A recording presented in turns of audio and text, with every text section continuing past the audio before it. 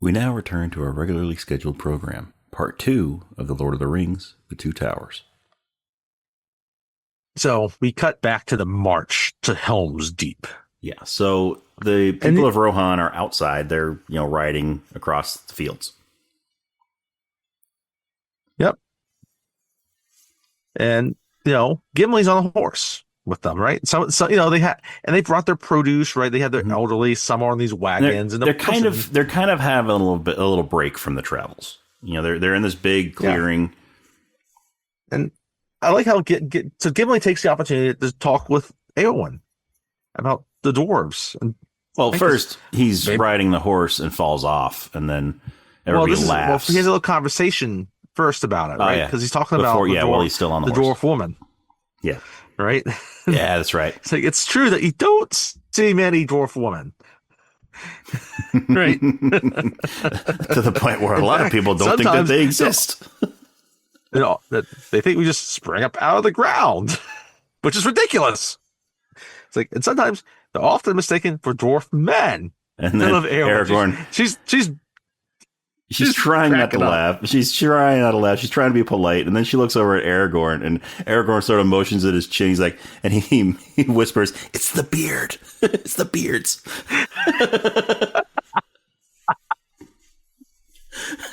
Implying that dwarf women have beards.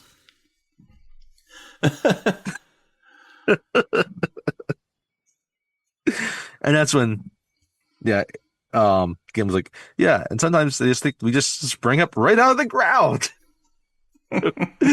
which of course is ridiculous. And then I guess the horse thinks this is funny because it starts bolting off, running. And he falls off the horse, and everybody starts laughing, and he gets up and he's like, "Oh, I meant to do that. It was deliberate. It was deliberate." It was deliberate. And I love how, people kind of start laughing at it.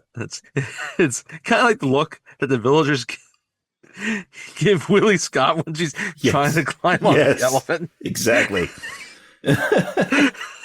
Exactly. I never really thought of that, but yeah, it is.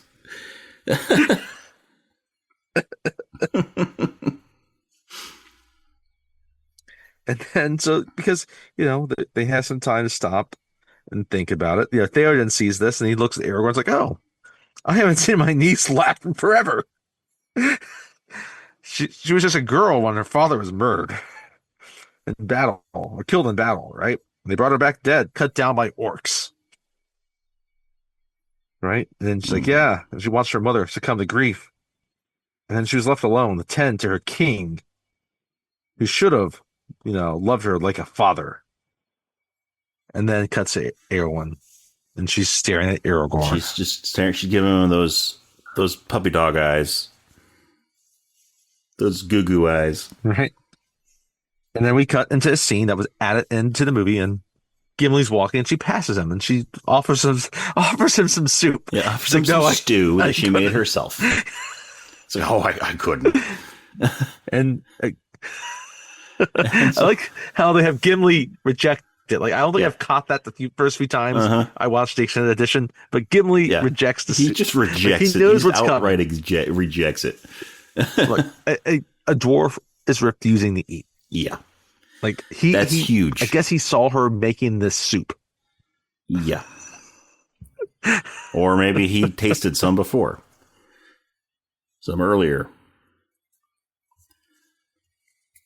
So then she walks up to Aragorn and she offers him some stew, and he takes the bowl. He's like, no. He's polite. He says, "Oh, thank you." And then she sits down with him. He starts to sip it a little bit, and she is staring straight at him. Yeah, she's staring. So it's like he's just holding it. He brings it up. Like he knows, too. Like he knows. He's just holding it. He's just waiting for her to go. Waiting for her to leave, but she's not. She just stares at him. And so he kind of takes a little sip. He kind of like slurps it a little bit. And he gets the spoon in there, and he's like, there's this big like dumpling or something in there. Big hunk of fatty meat that just... He slurps it, and it's good. He's like, it's good. And then she turns around. She's like, oh, thank you. And then she turns around. She turns around. And then she has, she has something to say. She turns around. He turns, and he's starting to dump it out next to him. And then he sees her turning back around and brings it back up and spills it all over himself. And it sloshes all over his hands. And now the burning stew is on his hands. It's like, my uncle said you went to battle with my grandfather. But that can't be true. He must be at least 60. I got to explain how old I am now. Yeah, he's like, actually, I'm 87. And she looks like, oh. You look damn good for 87, boy. You want to be my sugar daddy? Crypt keeper.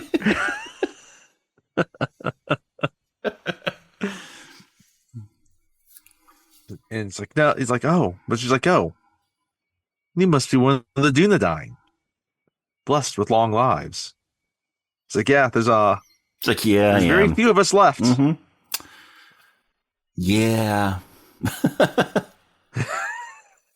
So if you're into the Dunedain, hey.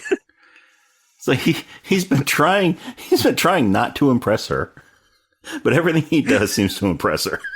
Hey, he's Aragorn. Come on.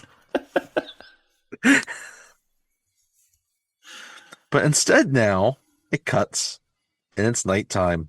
Aragorn is just... Well, first she sees the necklace, and she asks who gave it to No, her. that comes later. He has this scene happens first, right? Because he's sitting there, he's smoking his pipe. And he's thinking... Right, and then it cuts to this scene. Now seems like he's back in Rivendell, and he's laying down, and Arwen is staring up at him, and he's like, "Is this a dream?" And she's like, "No, it's a nightmare." And she turns into Freddy Krueger.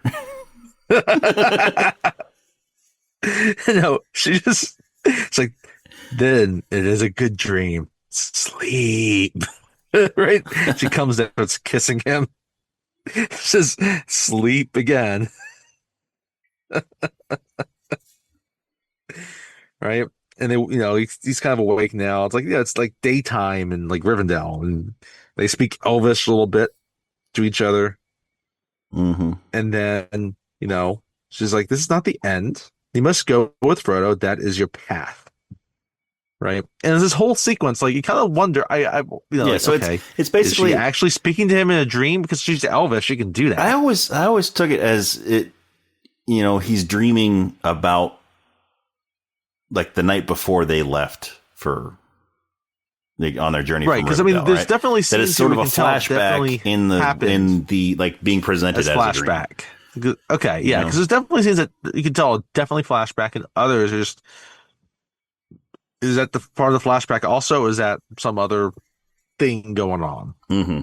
Yeah, but I always saw this as just a flashback being presented as a dream. Okay. And she's just like, well, he says, like, oh, my path is hidden. I was like, oh, no, it's already, at your feet. You cannot falter now. Very similar to the Galadriel line. Like, the quest stands upon the edge of a knife. Stray but a little. And it will fail to the ruin of men, right? Mm-hmm. Or of all. And if you fail, Sauron will cut you, right?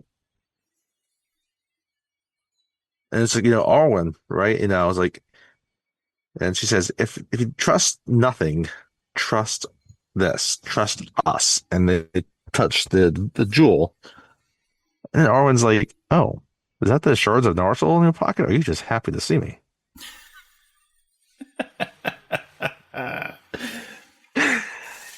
Anyway, he's like both.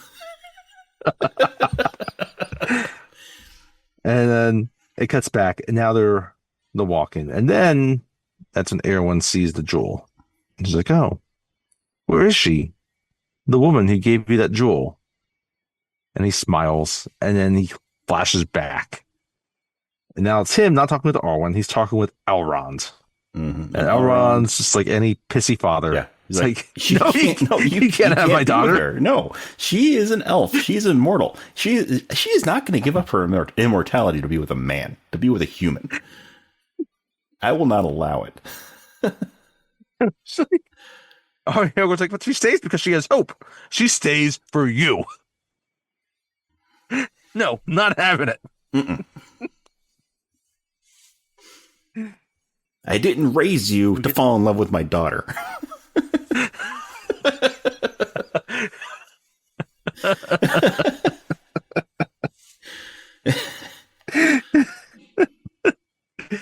And then, it cuts again, it stays in Rivendell now. He's seeing him with Arwen again, right before they depart.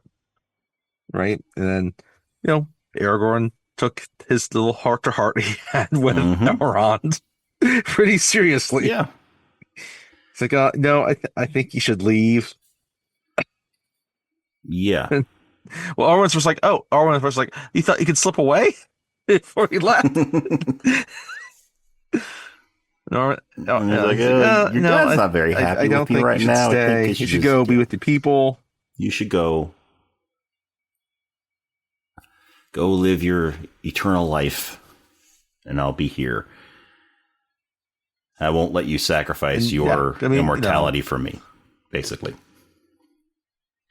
And then she's like, well, why are you saying this? Aragorn's like, I am mortal, you're elf kind. It was a dream, Arwen, nothing more. Yeah, and I mean, clearly, it's my father, isn't it? Yes, it's your father. Judging from his comments about elf eyes earlier, I mean, he's clearly racist. So, I mean, that relationship was bound to crumble anyway. So.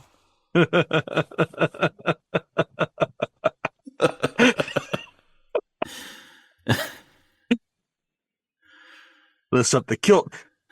Let your elf eyes see.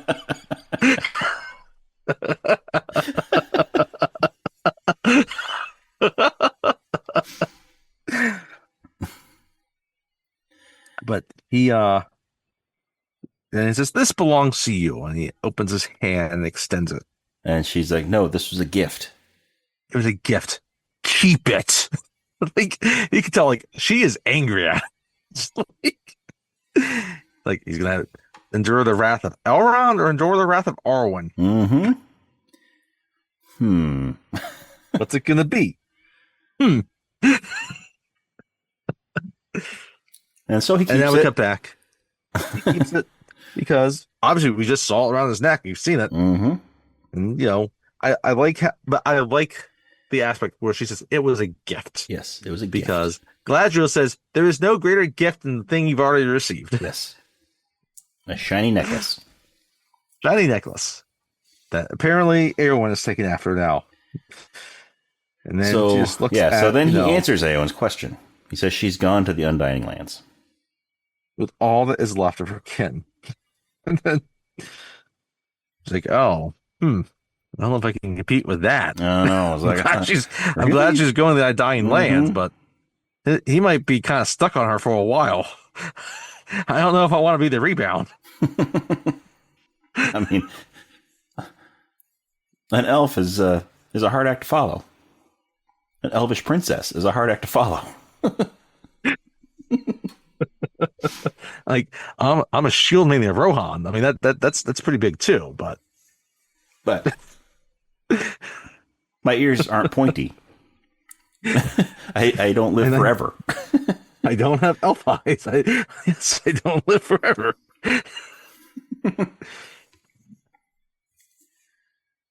But then we cut into, it's that similar scene because they've started walking again. And we see Legolas just ahead. And you can tell he senses something's not right. And then Hama and Gamling run up after them, right? And Hama, he gets that sense too. And Gamling looks at Hama. He's like, Hama, what is it? What do you think? And Hama's like, I don't know. And then we can tell they're next to this giant like rock outcropping. And then Aragorn's and like, we see this elf warg. eyes, what do you see? And we see this warg. I guess what's the best way to describe a warg? It's basically like a cross between a wolf and an ROUS from Princess Bride, Yeah, I could go with that. but bigger. Yeah, the bigger and like And also yeah. So it's a cross between a wolf, an ROUS, and Battle Cat from He-Man. I like it. So you see this orc riding one, and it's just staring up over them, and it leaps down, right, and it throws Hammer off his horse. And unfortunately, this is the last we're going to see of Hama because you see him screaming, and then we see the jaws of it just Hama screams clench for his down mama. On his face, and it throws him. Like, all right, we're being some business here now. You know, we are dispatching minor characters we've actually spent some time with now, right? Yeah. Yeah. And then, but Legolas comes up. He kills the orc that was on it, right? And Aragorn has run up after them, behind them, right? And he's like, "It's a scout," right? And then, not Legolas, Aragorn runs back, right? It's like, we're under attack, wargs, right? And now everyone's screaming, they're yelling, right? And Theoden's, telling all the participant soldiers to get on their horses and they get ready to fight. And Eowyn, she's ready to fight too. But, Theoden looks at her like, no, like, I need you to lead our people to Helm's Deep. There's no shame in this, right? But they need to get there. I'm putting you in charge of making sure they get there safely. Right? And so she's getting everyone kind of gather together. Aragorn gets on his horse and he starts to ride as he, slow-mo looking at her as he rides around. Thing here, before we go into this little mini battle here. So the horse that Aragorn rides, Brago, while they were filming, Viggo Mortensen got so attached to this horse, and the horse got so attached to him that when they were done filming, he bought the horse and took it home with him. I think I have read that before. That's appropriate because he's the one that tames it and then it becomes his horse for. Yeah. Yeah. So he and the horse created such a bond while filming that he couldn't just leave it behind. He couldn't, send it back to the stables where I love they got those little stories. He bought it, took it home, and it's on, and he let it live on his ranch.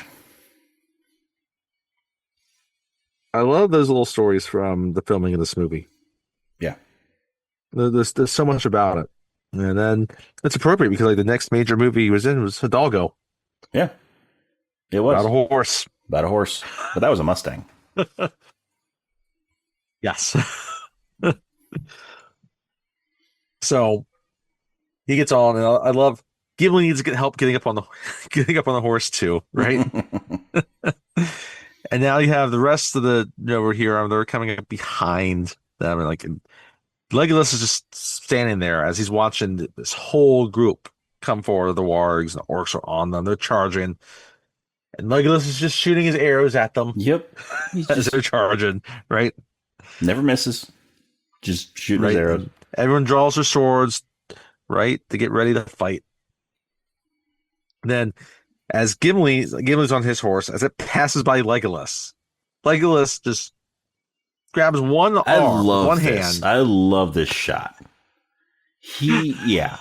I love this shot. So, yeah, the horse is running up, the one that Gimli's on, and they're coming up behind Legolas. And he just, without looking, he turns around, grabs the bridle of the horse, right, with one hand, and then uses his sort of runs around and uses his momentum to swing up and land on the horse's back. Straight on the horse's back, like it's nothing. I love those little things just because he's an elf. He's an elf, yeah. So he's light on his feet, he's agile, he can walk on snow like it's nothing in the middle of a blizzard. Yeah. We've never seen him around water. Maybe he can walk on water too. Hey, he could. And finally, the lines they meet, right? And you get the Clane, and we get certain guys getting their, orcs getting swords through them, and then just seeing these other riders getting knocked off, and then getting killed by the wargs, and whole little sequence of them fighting together, right? Mm-hmm. And one of my favorite parts of it is where Gimli, of course, he falls off pretty quickly. Yeah. Right?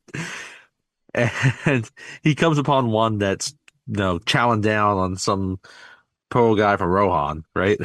And at this Right? point, And things got at this point, it's emphasized a lot more in the books than it is in the movies, but especially in the extended cuts, you really get some of it. At this point, Legolas and Gimli have been having a friendly challenge in every battle they're in, where they're counting their kills and they're trying to get more than the other.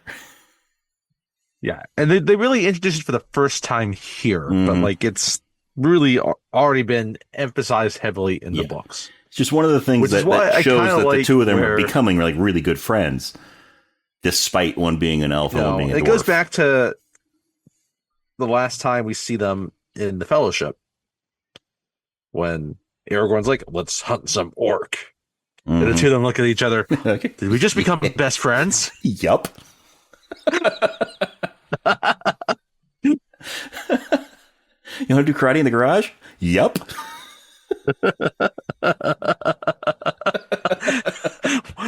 Want to behead a bunch of orcs? Yup.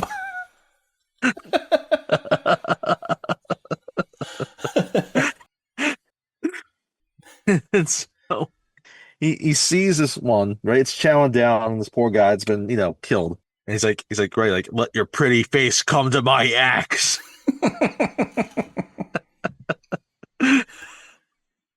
It starts coming at him, and he's about ready to swing his axe at it. And then an arrow comes in. By and shoots it with an arrow. It dies, and it falls right on top of him. That counts as mine! Yeah, that counts as mine. I love it because it falls on top of him, but then some rider from another, some orc rider that's fallen off somewhere, right? Comes up and looks over at him, right? And he just lifts his hands up and snaps its neck. Yeah. Right? And he sniffs it. And then you see this other warg then kind of comes up behind it, right? And like, I don't know if it can, he's trying to lift. First, he's trying to lift the warg that's on him, right? After killing the orc that's laying on top of the warg, he's trying to lift it up. Then this other warg comes and puts his front paws on top of it and pushes him back down. It's like, ooh. Now, I love this. Like, there's this sense of peril, but it's funny too. What's happening? Yeah. And really not that concerned that he's going to die. No. This is just why the humor works for it. Mm-hmm. And then Aragorn comes running up. He finds a spear. Yeah. And he just throws it. Thrust it in. Kills the warg. And it falls down right on top of the other warg that's on top of Gimli. And it's like Gimli breathes a sigh of relief, but all of a sudden he realizes he's probably got a couple tons on top of him. It's like, and he's pinned under two wargs. Like, I don't know if I can lift all of this off of me.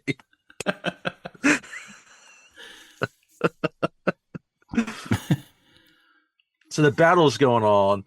You're seeing, I like that you get some scenes of like Theoden fighting. Like there's this one that's staring at him, takes his sword and thrusts it into it, and the thing kind of hisses at him before he like cuts his head off, right?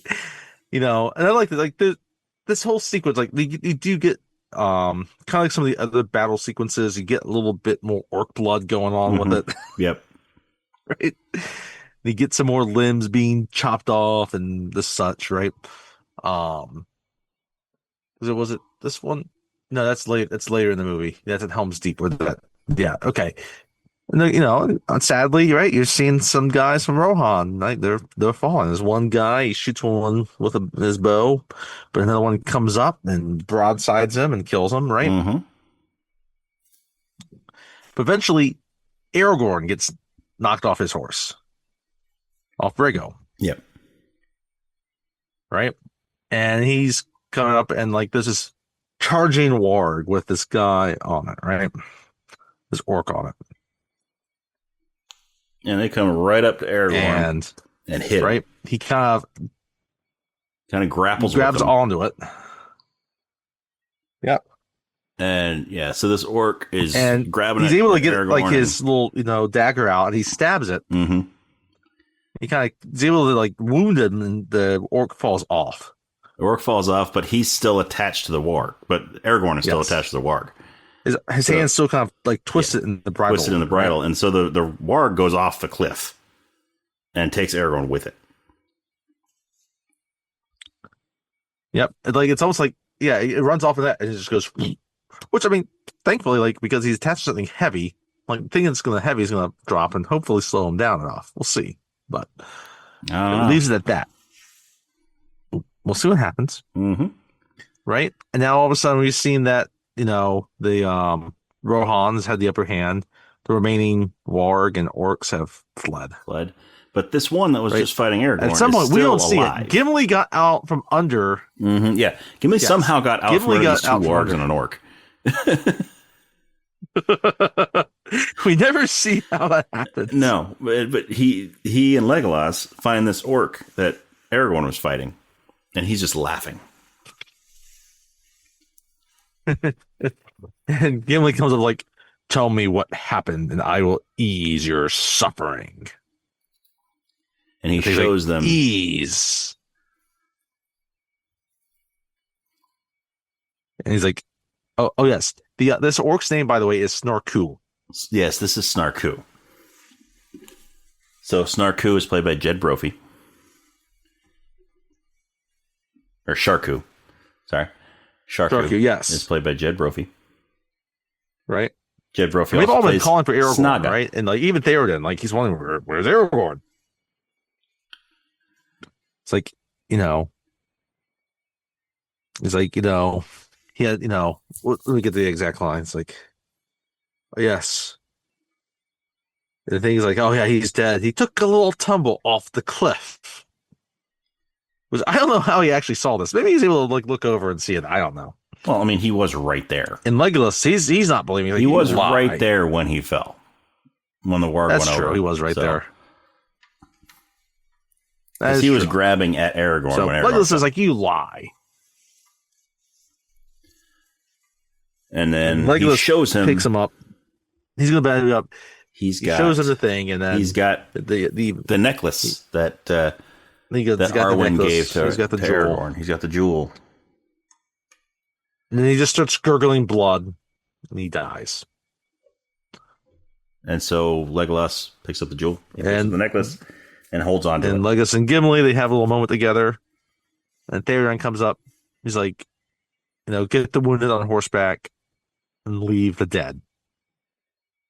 And Legolas now looks at him. He's like, Legolas' eyes look like he's about to kill Theoden. Yeah. It's like, can't we like look for him? And then he's like, no, we gotta get the Helm's Deep. Wasn't it Eowyn that came and asked where Aragorn was? Later, yes. That's right. Yeah, that's right. Yeah, he says like you gotta leave the dead, which it makes sense. And like that's one of the harsher things when you think about this movie. Like this movie's full of like the sadness and but then stuff like this where they're in such a hurry they have to get there that they can't even bury their own people. Yeah. Like, and one of them was like Hama, like the beginning of this. Like, oh yeah, Hama. Like he was like Gamling's brother, and like they just gotta leave him because like they have no time. I mean, Aragorn, he's you see these heir guys to the throne of Gondor. I mean, yeah. And it's like they don't sugarcoat it. Like Theron's like the wolves of Isengard are gonna return. I mean, like, yeah, they're just gonna be scavenged. Right? And so then we cut back to the rest of the group, and everyone's leading them, and they get to Helm's Deep. And you can see it's cut into the side of this huge mountain cliff, right? Yeah. And it's this huge fortress, and but it's almost dwarfed by the mountain it's cut into. Yeah. Right? But it's this huge fortress. Stone. And at some point, it's almost like it's a reunion because there's a bunch of people from the countryside that have been attacked by the wild men that have fled. Yeah. And where they fled was Helm's Deep. And they've met up now with the people that were from Edoras, right? And we get the little family reunion of, the mother, daughter, and they son. go out and they fire up the grill and they start cooking some burgers and some hot dogs. Like, Freda, right? They fire out some burgers. They get the Mick shoot Ultra out some fireworks. Yeah, they play some baseball. All family reunion stuff. Exactly. They even have a moon bounce because someone decided, let's get a moon bounce. I mean, the prices are so cheap right now. Because, I mean, nobody's having parties since Mordor's come back to the picture. Yeah. I mean, they're practically giving them away. So, Erwin, she's looking around. She's talking to this guy that's kind of inventorying the food. And she's like, oh, that's all we have? Well, it's like, that's all we could save. Right? It's like, okay, take it into the caves. I'll make some stew later.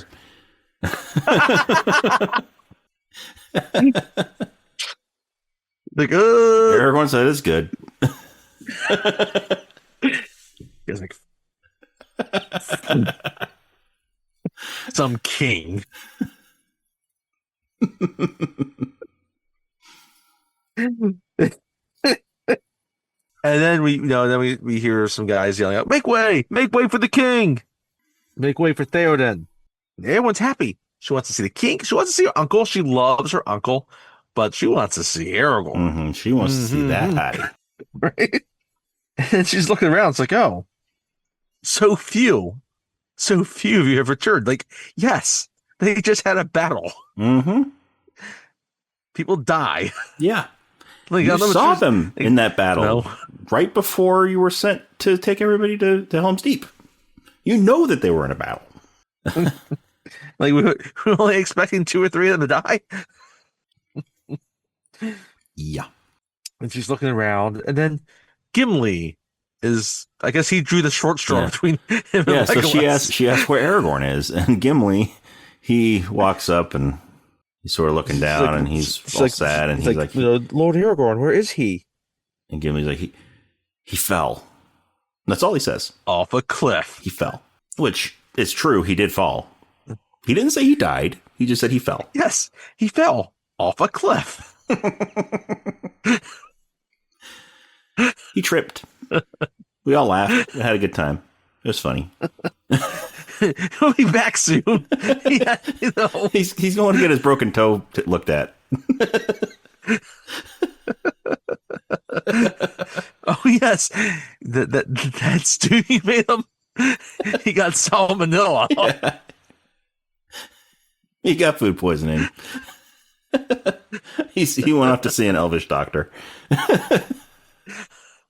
They're experts.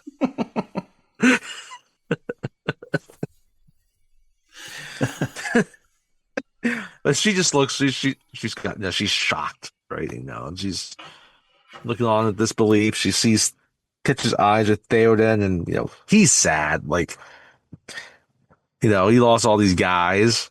He doesn't know what's going to happen to his people now. He's got to prepare for the next potential siege or battle, right? And he's like, yeah, we got to get everyone behind the wall. We're going to bar the gate. And we're just going to set a watch. And this guy's like, oh, what does the kid fight? The woman and the children. Yeah. Get them in the caves. They love the caves. Yeah. Caves are fun. Because it's a mountain, so there's caves in the mountain. Kids love Kids caves. love caves. I mean, dark and damp and usually only one way out. Kids love it. And then I like how he says, Saruman's arm would be long. He thinks he can reach us here. Right? He's walking with gambling, right? And they're walking by. It's this good large puddle that's, accumulated there at the base of the wall, on the inside of the wall, right? And there's a nice little culvert that's there.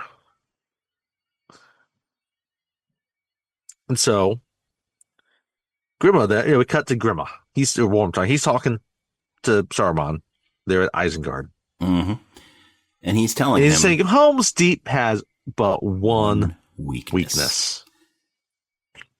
There's a drainage gate.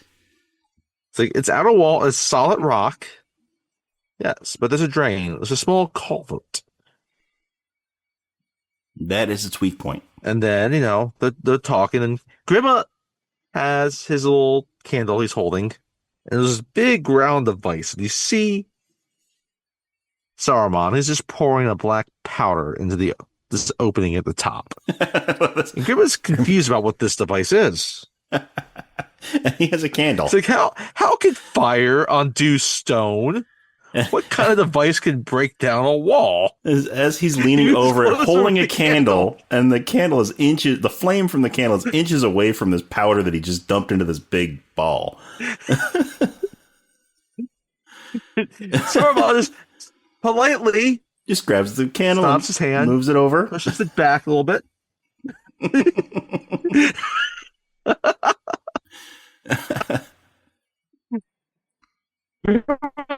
Wormtongue's still confused about what's happening here.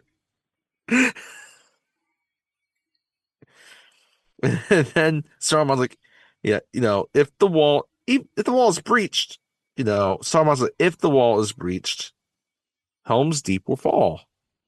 And more like, well, it would still take like 10,000s to storm that keep.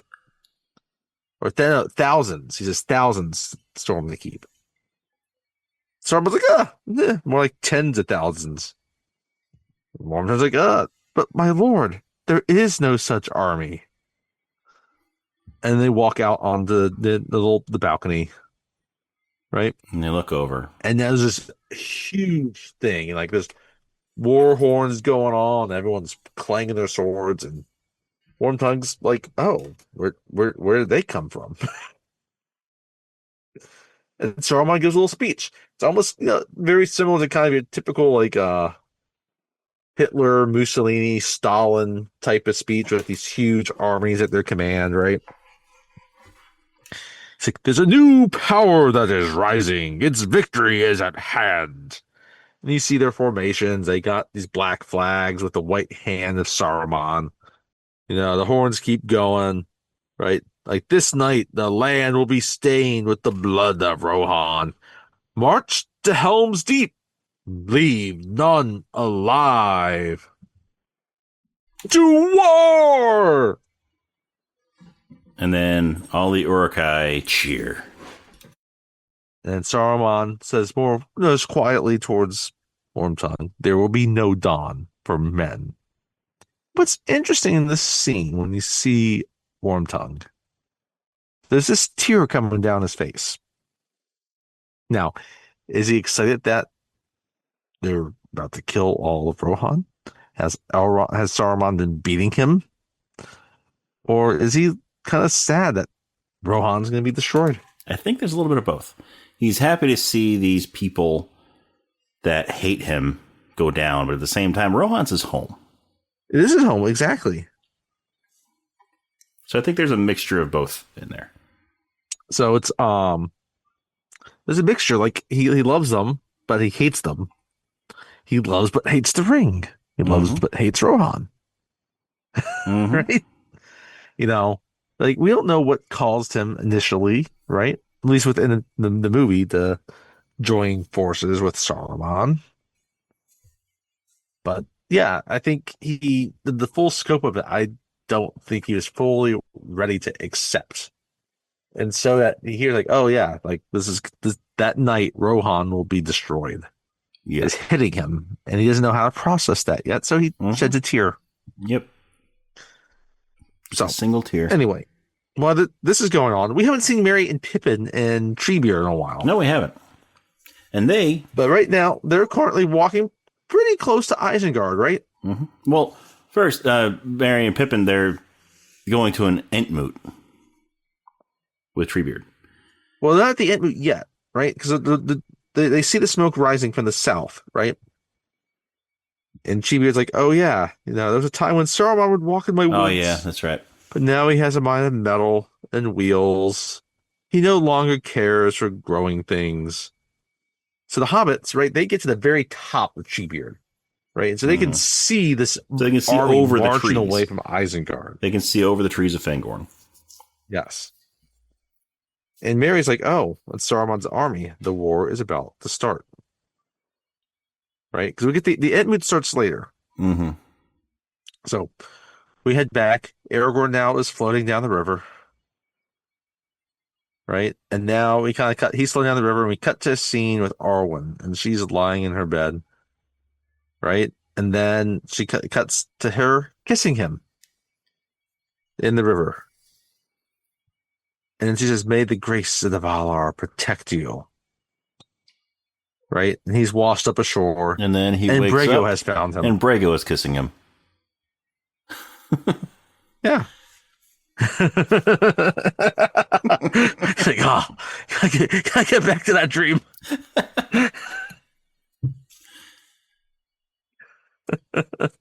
I So guess it's still better than Eowyn's stew. Rohan, Theoden took the rest of Rohan and, said, just leave the dead, leave them all behind.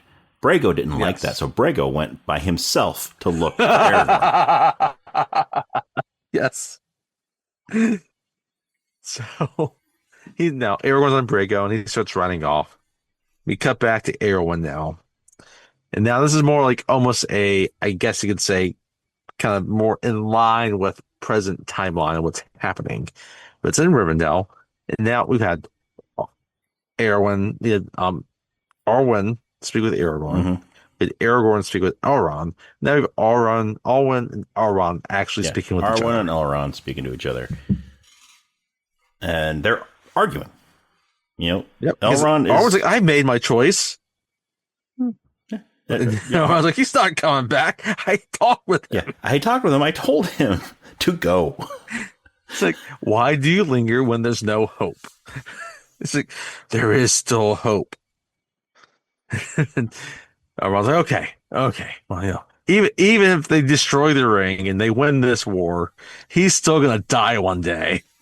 Yeah. But you will live on. You'll live on, and you'll die much later. You'll still have a long life. Even if you give up your immortality, you'll still have a long, long life without him. He will die far before you do. Yeah. Long before you do. It cuts to this scene where like she's at his like funeral and she's in mourning and he says like, well, by the sword, the slow decay of time. He will come to death, an image of the splendor of the kings of men in glory, undimmed before the breaking of the world. Right? But you, my daughter, would linger. You will dwell bound to your grief. She starts crying. It's like, oh, Dad, you. And then he looks at her like, Arwen, there's nothing for you here. Daddy, why do you have to be such a poopy head?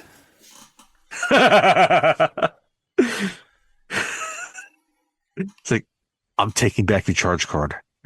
No.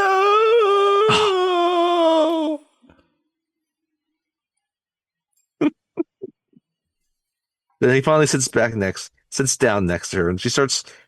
Now they've been speaking in like English. Now they're speaking in Elvish. And he's like, do I not also have your love? And she's like, you have my love, Father. Right. And then we get a bunch of elves in the night with their lanterns. They start marching off. Very similar to the elves we saw at the beginning of Fellowship as they're marching through the woods. And similar to that type, right? Arwen is they're with them. going. And she looks back. She looks at her father, and he's kind of like, okay. So I hope we can survive this so I can see her again. And, the Undying Lands. And, there's a sense within him that is grieving because he does want her to be happy, Mm-hmm. but he doesn't see a happiness for her in this world. So she needs to go the Undying Lands. Right. So now we kind of cut to When really he doesn't want to lose his daughter. yeah, That's all what is. it all comes down to. He Yes. doesn't want to. He I get it. can't bear the loss of his daughter. I get it. You know, he keeps thinking, if I pushed Isildur into the fires of Mount Doom, And we wouldn't have to worry about any of this. none of this would have happened. It's all my fault. Like I would gladly give her to Aragorn. Yeah, I'm glad to give it to Legolas. They're both elves. They're both immortal. No, Aragorn. Gladly give her to Aragorn. Knowing that we don't all have to ditch this realm, this world, and go to the Undying Lands. When Middle Earth needs elves the most. I mean, let's get serious here.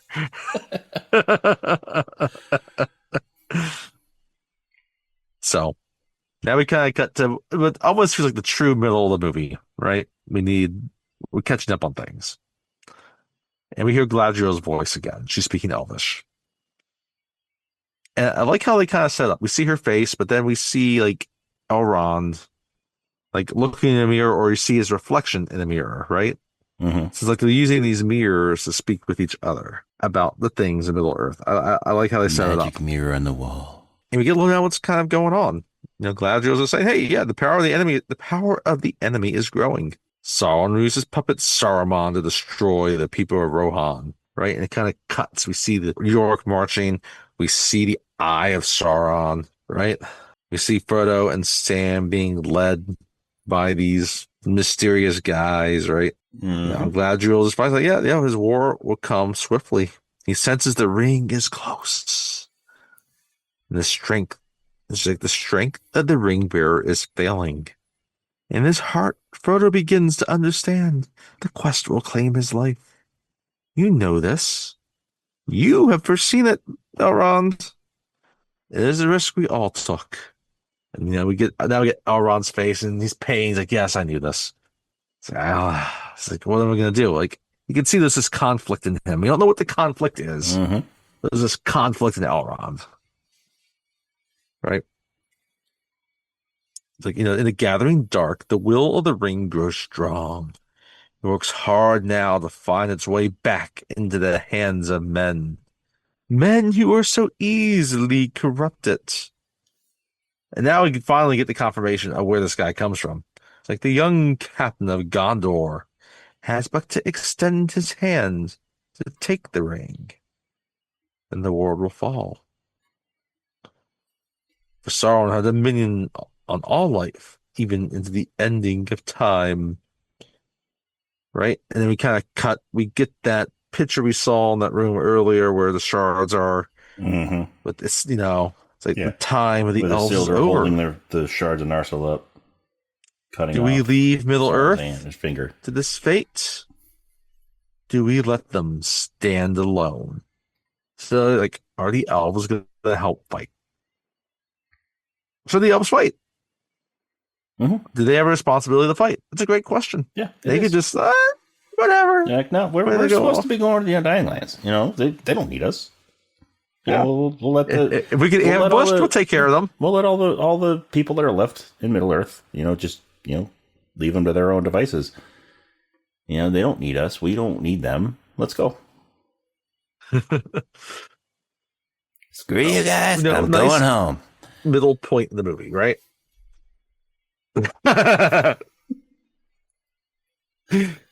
So we cut now. We're back with this guy and the others. And they're in these caves, right? Not so much caves, like little caves that kind of cut into like these waterfalls, right? Yeah. And you get this map out, right? And this guy's advising the guy we saw earlier, this Gondorian captain. We don't know his name yet, but we just know he's played by David has David just Wenham. confirmed it. He is from Gondor. Mm-hmm. David Wenham. That's right. No, David Wenham, yeah. He's played by David Wenham. And she's like, they take out the map. It's like, It's like, okay, well, our scouts tell us that, they're attacking Osgiliath again, right? And we see the map. We see where, Minas Tirith and Osgiliath are really close to Mordor. Oh yeah, they're like right next door. There's like a mountain range that's separating them. A small mountain range that's separating them. Like Yes. Osgiliath is like right outside the front door to we Mordor. See, that's actually a good point, because like when you look at it, you have Minas Tirith, which would be more to the west. In the middle is Osgiliath, and in the east is Mordor. But they're all close together, right? Yeah. And we see the mountains that we've seen a bunch of the areas where they've come through, like Lothlorien. Yeah. So like Minas Tirith is just north of Osgiliath. We see Rohan, and they're both, Minas Tirith is basically directly north of Osgiliath, and then Mordor is but you have to cross both of them for Mordor to get to. But yeah, there's a river. You have to go through Osgiliath and cross the river there. Yeah. But then we see the land of Rohan there. But yeah, Osgiliath is basically just outside the gates to Mordor, just outside the Black Gate. And he's like, okay, well, then they also say that our other scouts have told us that Theoden has taken his people out of Edoras, and they've gone to Helm's Deep, right? So this guy's looking like, oh, man. We got Saruman attacking on the west. Sauron on the east. It's all going to come here at Minas Tirith and Osgiliath. Mm-hmm. It's like, we don't, these things like, we've already drawn people out of Osgiliath. We got to draw them back in. And like, it's like, this doesn't look good. No. Doesn't look good at all. So, he takes his time. Sauron attacks from Isengard, Sauron from Mordor. The fight will come to men on both fronts. So Sauron's going to strike us soon. So he's going to strike us hard, and he knows we don't have the strength. So now we're behind one of the waterfalls, and this guy is talking with Sam and Frodo. And he's like, my men tell me that you're orc spies. What these hobbits keep getting mistaken for? Orc spies? And Sam's like, spies? What are you talking about? Well, everything that a spy would be doing. Like, well, if you're not spies, what are you? Denying it. He finally like, speak. And Frodo's like, we're hobbits of the Shire. Frodo Baggins is my name, and this is Samwise Gamgee, your bodyguard. His gardener. He takes offense to be called a bodyguard. No, I'm the gardener, bitch. I'm the gardener. Get out. And I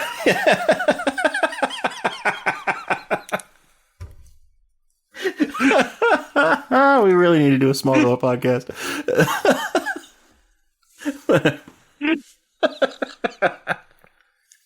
No, I love it when he's like, I'm the gardener. Then he like crosses his arms and he looks all serious. His gardener.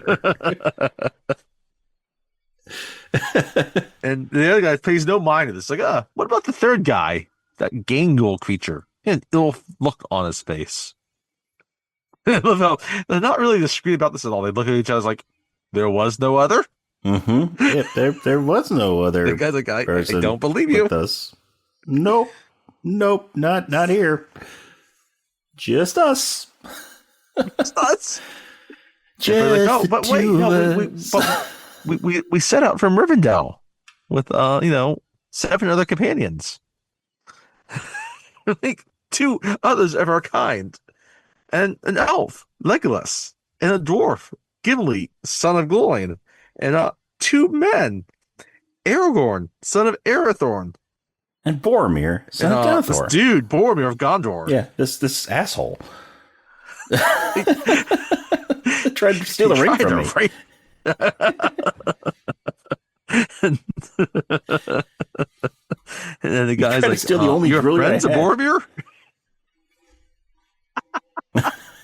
It's like, so you would call him a friend. Well, And at one time, yes. I was like, for a bit. My part? For my part, yeah. for a little while, he really took to the other hobbits. He's like, well, then it would grieve you to learn that he's dead. And Frodo's like, what? Dead? How? When? Why? Where? Who, what, where, when, why? How? The guy's like, as one of his companions, I'd hope he'd tell me. It's like, Frodo's like, if something happened to Boromir, you should tell us. And the guy's like, well, his horn washed up on shore. What was it? Like, And it was cloven 6 in days two. passed.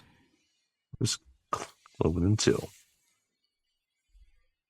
And then we get a little flashback. Like, I know it in my heart. He said, before he says the flashback, he's like, he was my brother. Heavens. His brother. Oh, and then we get a flashback. He's just kind of, and both hobbits just clutch their pearls. The first we see him, like, they do clutch their pearls. Yes. It was Colonel Mustard in the library with the wrench. Who would have guessed? I know, right? I could have sworn it was Professor Plum in the conservatory with a revolver. Seriously. Oh. Anyway, so yeah, it's a flashback, and you have, and for the first part of the flashback is where he discovers the cloven horn, right? The boat washes ashore, he discovers the horn, and then he's thinking about this, and then you see him holding in his hand the cloven horn in the caves, and it flashbacks again to Osgiliath. Flashback inside a flashback. This is like, how many walls are we breaking here? How many flashbacks? Oh man, it's like Inception of flashbacks. DiCaprio is going to show up with Tom Hardy. I know, right? Cillian Murphy. I mean, this is like Inception of flashbacks. Yes. This is also like the most extensive, like, additional scene. This is like an entire sequence that was added for the extended. Yeah, I mean, this is like probably 8 minutes. Mm-hmm. Like, this is a good bulk of the added material. Yeah. And like, it's probably the longest added scene of the 3 movies. Yeah. Right. And we get Boromir again. Right. We got Sean Bean. Well, I don't know. And Return of the King had some pretty long ones. Yeah. We'll have to see. We'll have to pay attention to that when we watch it. So, but he's, he is reclaiming Osgiliath for Gondor, right? It's been overrun by the orcs. They cast them out, right? And he's on top of this building. He plants this Gondorian flag in there. He's like, reclaim it, and everyone's cheering, right? They're getting out the barrels and they're pouring ale. And yeah, he starts pouring ale, and he's celebrating with his brother. He's like, bring out the ale. These men are thirsty. And so we get a real bro moment between Boromir and Faramir. Yes. We just said Faramir. We find out his name is Faramir during this sequence. Mm-hmm. So yeah, we get this very bro moment. They're happy to see each other. They're brothers. They're sharing this moment, like victory, right? And they're drinking their ale. Boromir is in like full armor. Like, we'd never seen him in armor before. No, we haven't. Yeah, that's a good point. That's a very good point. He's actually in full armor. And they're celebrating, and they're talking. And then Faramir sees someone walking in the distance. Like, he's here. Right? And then, this way he says, like, we first see, he's like, oh yeah, hey brother, that was a good speech. It's nice and short. Moore's like, oh yeah, leaves more time for drinking. Yeah. Pop. And then Faramir sees that this guy is coming, right? And Boromir's like, can't he give us at least 1 minute peace? And then this guy comes up, right? Where is he? Where is Gondor's finest? Where is my firstborn? And this is John Noble. John Noble, who... Now, they don't give us his name here. Yeah, no, they don't. This is Denethor. This is their father. And Boromir we and can Faramir's guess father. pretty quickly that, yeah, he is their father and the steward of Gondor. Mm-hmm. Now, this is And the he's- only part of the Two Towers that he's in. He's only in the Yes. extended cut, just like Boromir is only in the extended cut. Right. So if we had, this was not in the movie. When you first watch these movies theatrically, you're not introduced to him until Return of the King. Mm-hmm. And in some ways, it kind of makes his introduction, Return of the King, better not having seen this, to be honest. Yeah. Because we get too much of a sense of who he is already with this sequence. Mm-hmm. So, I mean, I think it's a really good sequence. Me It too. adds a lot Me to the too. characters. Yes, it does. But I think it's the one where you could probably argue the most that it maybe benefits one character more by not having it, because Yes, but at the does same time, give you- it benefits. So it benefits us as the viewer in the way that we don't, or that not having it benefits us as the viewers by making Denethor's introduction better in Return of the King. But at the same time, and I would argue that this is why it's better to be in this movie, it puts some much needed backstory between Boromir and Faramir. Because we don't get any of that in any of the theatrical stuff. Yeah, no, it really makes We don't get their any part of their interactions. so much better. We don't get any of, like, we just get what Faramir has said about, his relationship with Yes. Boromir, and what Denethor has said about Boromir. We don't actually get to see it in the theatrical cut. Yes, we could see it. The Great Brothers. You also get to see this side of Boromir that you get some glimpses of in Fellowship at times, and you can see like that's truly a part of who he is, and you get kind of where this motivation comes to him. But you feel that motivation better Mhm. in what happens in Fellowship, right? Yeah. Because Denethor is happy, right? He's happy with how Boromir defended Osgiliath and has retaken it. Mm-hmm. And Boromir is trying to say, "Oh no, this victory also belongs to Faramir." Yeah. And Denethor's like, "Really? Denethor, Does it belong to him?" He won't have it. But yeah, Boromir is trying to share the credit with his brother. And Faramir, Denethor does not hide his disdain for Faramir. No. Or his disappointment. Yeah. with Faramir. And so, Boromir and Denethor kind of go off and have this little side conversation, right? It's like, Boromir's like, he tries to do your will for him, and he tries to please you, father, and you don't give him any credit. And he's like, I know his uses, they're few. I'm like, damn, dude. That's harsh. That is harsh. It's like, we have more important things to talk about right now than your brother. Like, Elrond has summoned a council to Rivendell. It's been rumored that the One Ring has been found. If this is true, you need to bring back your father this kingly gift so we can destroy the enemy here. We're the ones that are going to die first. Mm-hmm. And Boromir's like, Dad, I'm sorry, but we just got through all this. I want to take some time to rest. Yeah. And the Faramir overhears it. He's like, "Oh, hey, well, If you need somewhere to Boromir go, can stay at I can home. go." I'll go in his place." And Denethor is like, "No, Faramir, you're worthless. You're not going to be able to do anything if you go. Boromir's I want going." the one that's going to come back and do my will. Yeah. So do my will and come back with this, bring back this kingly I want gift. the one who's going to succeed, not the one who's a little pansy ass bitch. Like, damn, dude.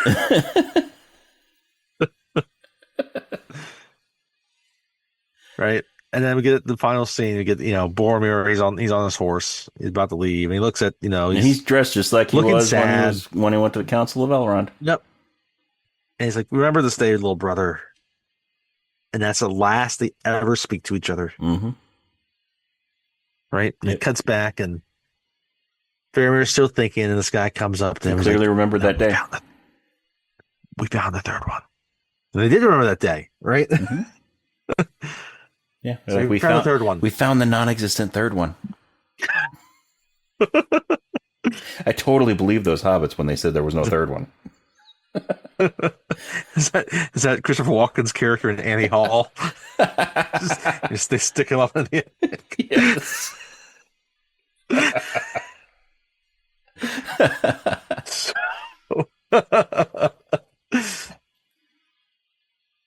And so he wakes up. Well, he doesn't wake up because Frodo just doesn't sleep at this point. He's awake. He gets Frodo. He's like, come with me. And they go, and there's this. They go down. There's the forbidden spring.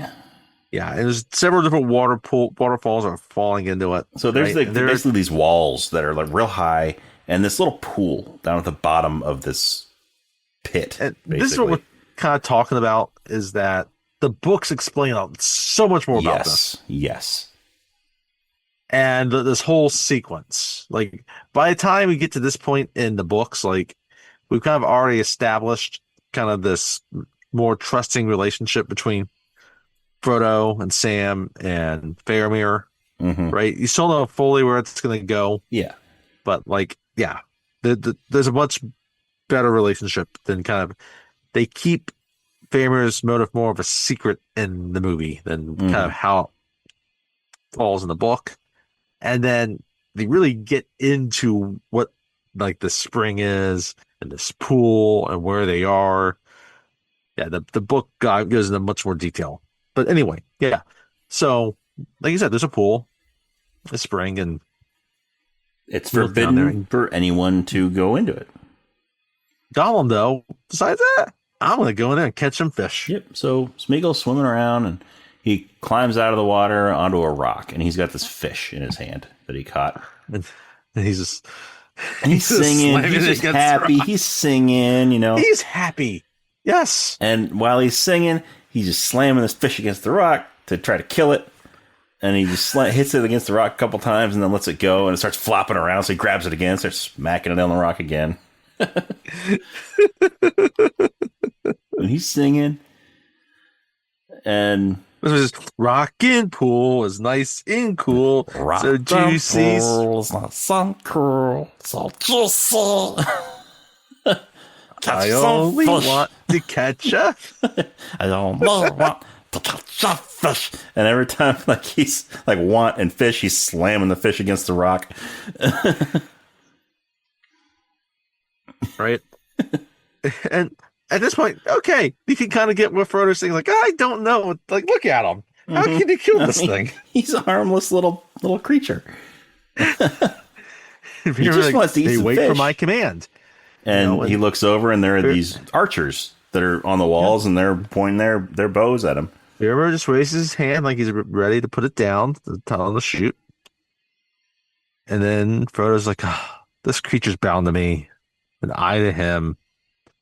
He's our guide. I'm sorry I lied to you and said that there wasn't a third person. Because I was totally convincing.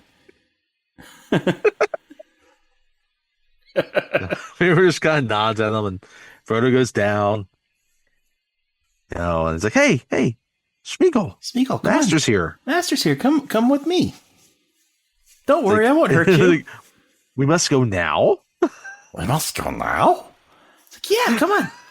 It's okay, I won't hurt you. Trust Master. And then Smeagol just puts the fish in his teeth, his mouth, and he just starts crawling. Like he's he's acting like a dog right now. He really is. He puts the fish in his teeth, he's just crawling to him. He's acting like a puppy. And he comes up to Frodo, and then these Gondorian rangers, they tackle him. They tackle Gollum. Yep.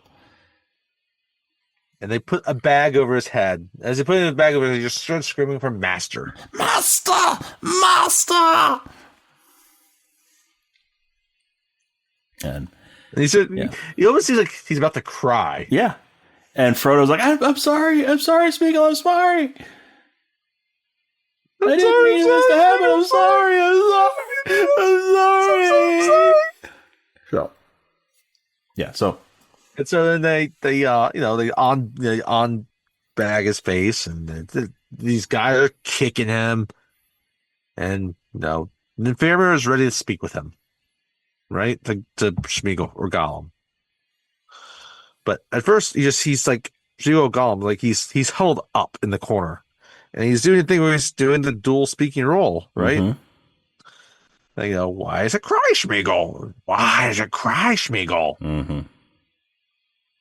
Right? Why is it cry, Smeagol? The master tricksters. I told you he was tricksy. Told you he was tricksy. No, not master. Why did master do this to us? Master betrayed us. Master betrayed us. I think filthy little hobbits is. And I love that. Faramir this whole time he's seeing this dual conversation. He's like, what is this thing? He's watching him have a conversation with himself. And finally, he's like, he looks at it, it's like, what did they steal? And My precious. ah!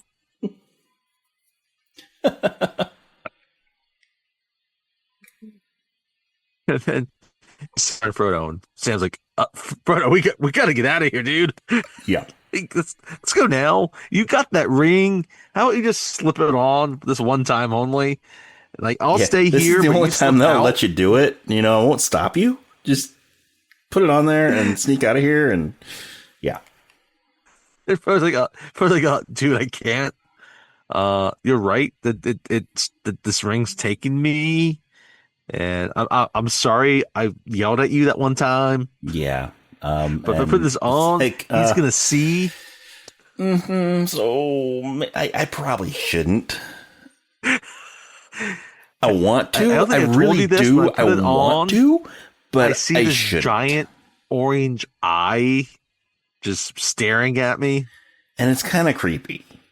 I mean, it's like fiery and whatnot, and for some reason, I just every time I put it on, I hear Rockwell singing.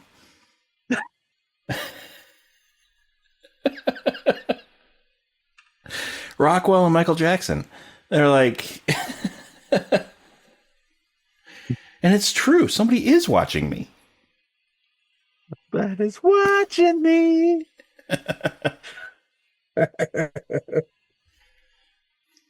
You can imagine the eye just saying, every breath you take, I'll be watching. And Frodo's sword's name is Sting. Every breath you take, every move you make, I'll be watching you.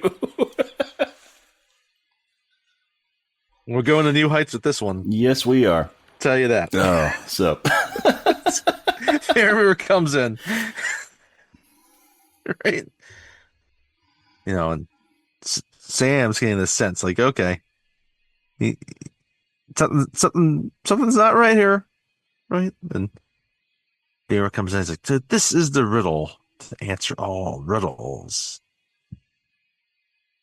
There was a ring in Bilbo's pocket. No, he's like, got 2 hobbits in the wild. Right? Mm-hmm. With a host of men at my call, and the ring of power within my grasp. All right? And he takes out his sword, and then he sees that the chain there. So he holds the sword out, and he sort of gets the chain with the tip of the sword, and holds it the up. ring starts calling towards him. Keeps calling. He's like, I'm going to take this ring back to Gondor. I'm going to finish what my brother couldn't. But Frodo grabs onto it, right? And he's like, no! And now Faramir almost kind of gets like when he screams, like he's kind of been entranced a bit because of course the ring's calling him. He's seen the ring. He's seen that he can prove himself to his father. Because if and all of a he sudden, brought his father this ring, kind of snaps it out of it. Maybe his father would, love him. And Sam's just like, can't you see that the ring drove your brother mad? No, you want to know what happened to your brother? He tried to take the ring. He tried to kill Frodo. He's like, what? At this point, like, Faramir should be like, I just met Frodo. Like, what? Like, I think I'm still going to choose my brother over Frodo. It's like, I just met Frodo. I kind of want to kill him myself. So I kind of don't blame my brother for that.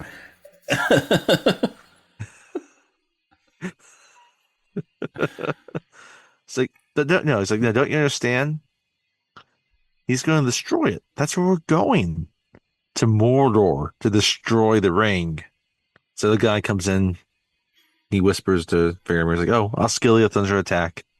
They're calling for reinforcements. And Sam's just still pleading. It's such a burden to him. Please help him. Will you not help him? And the guy's like, Captain? Faramir's like, prepare to leave. Faramir's like, prepare to leave. We're bringing the ring into Gondor. Right? So. And now, we cut back, right? So we haven't seen Aragorn in a while. He's riding Brago. Mm-hmm. They're out there in the wilderness, and they're riding. And then he hears all these big hoofbeats, right? Because he's a good tracker. He knows how to pay attention to sound. Mm-hmm. Yeah, he has the ride, and he sees off in the distance. He has with man his ears. Man eyes. Yeah, he can't see as well. Ears with man eyes. Yeah, he can't see as well as Legolas can because he doesn't have elf eyes. But he has man eyes. But he's high enough, and they're close enough that he can see this massive army marching. And so he asks for Brago to know the meaning of haste. Mm-hmm. And Brago doesn't know the meaning of haste. Brago needs to have a little conversation with Shadowfax. His dictionary only goes up to G. Yeah. So he doesn't have H? No. He has encyclopedias. He doesn't have a dictionary. He has the World Book encyclopedias. So. Oh, that's right. Yes. And so. Yeah. So he runs back. He gets all the way to Helm's Deep. Right. And then when he gets there, he eyes it. He pats Brago and is like, yeah, that's a good horse. That's a good horse. That's a good boy. And now Aragorn looks like Aragorn at this point looks like he needs another one of those elf mani-pedis. Mm-hmm. Oh, yeah. Because he hasn't slept. Yeah. And he's in the shampoo. Mm-hmm. He totally needs an elf mani-pedi. And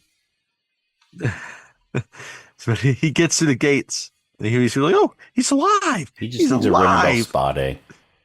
And the first person to greet him is Gimli. He's like, oh, bless you, laddie. Oh, you are the most reckless. I love Gimli. Gimli. It's so great. Like, we talked about it with like Fellowship. Like, he's of the 9 in the Fellowship, he's probably the least consequential. Mm-hmm. He's just kind of there, here and there. Yeah. And they really let his world take off here in Two Towers, which I'm so glad. Oh, yeah. Because he's so good at it. Bless you, laddie. Oh, bless you, laddie. And he meets with Legolas. And, Aragorn's ready to get to the king because he's got some news to tell about this little army he saw. But Legolas is like, oh, no, I got this. Before he even gets Legolas looks at him, he's like, here, I have this for you. You look terrible. Yeah. He's like, dude, you look like shit.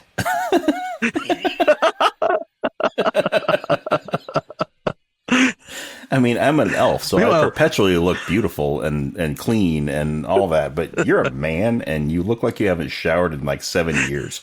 You look like you fell off a cliff and rode a river for miles.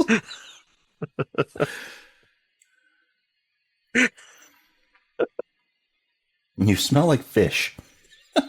He's like, yeah. And he's like, but yeah, I'm sleeping with Elrond's daughter. What are you talking about? You have done that for at least a couple of weeks when we were in Rivendell.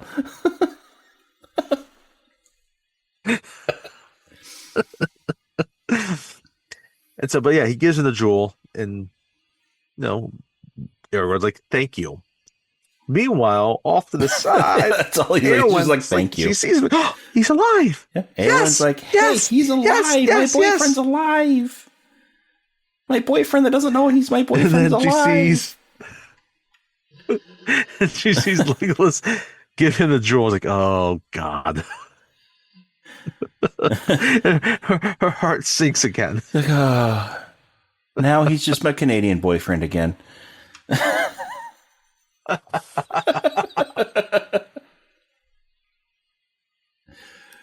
But then we proceed to one of the most badass entrances that you can imagine. Yes. So we're in like the throne room of Helm's Deep. And there's these gigantic double doors. Like huge double doors. Yeah, huge. And both of them come flying open. And it's Aragorn pushing both doors open. And instead of just open up one of them and like just walking inside, he just pushes both doors open. They fly, and he's just storming into this room with a purpose. Storming in, he's just shaking his head, and Theoden's like, "What just happened? You thought I was dead, motherfucker." I'm alive. I got news for you. I'm alive, bitch.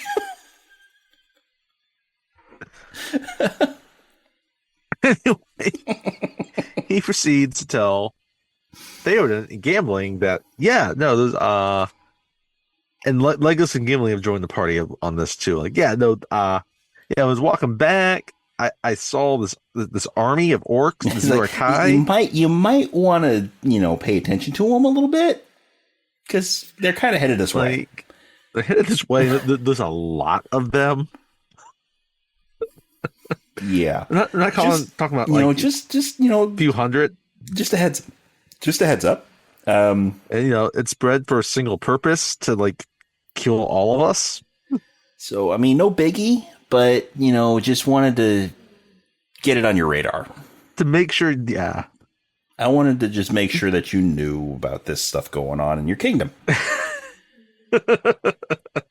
So do with that what you will. I'm outie. And Aragorn goes back to Rivendell.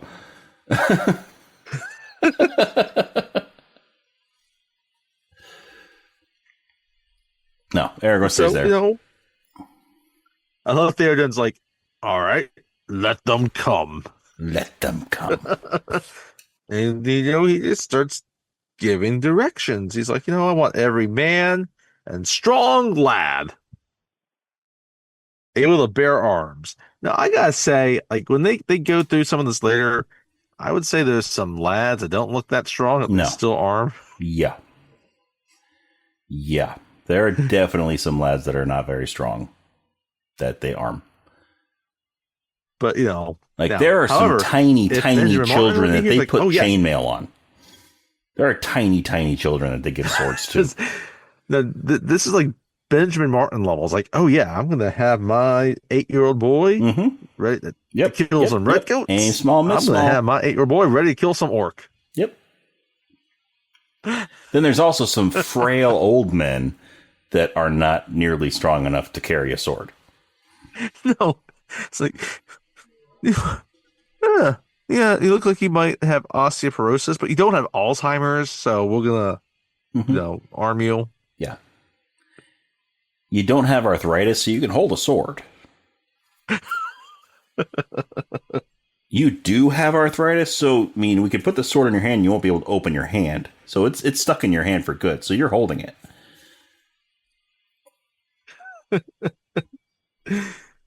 We'll just put it in there G.I. Joe style.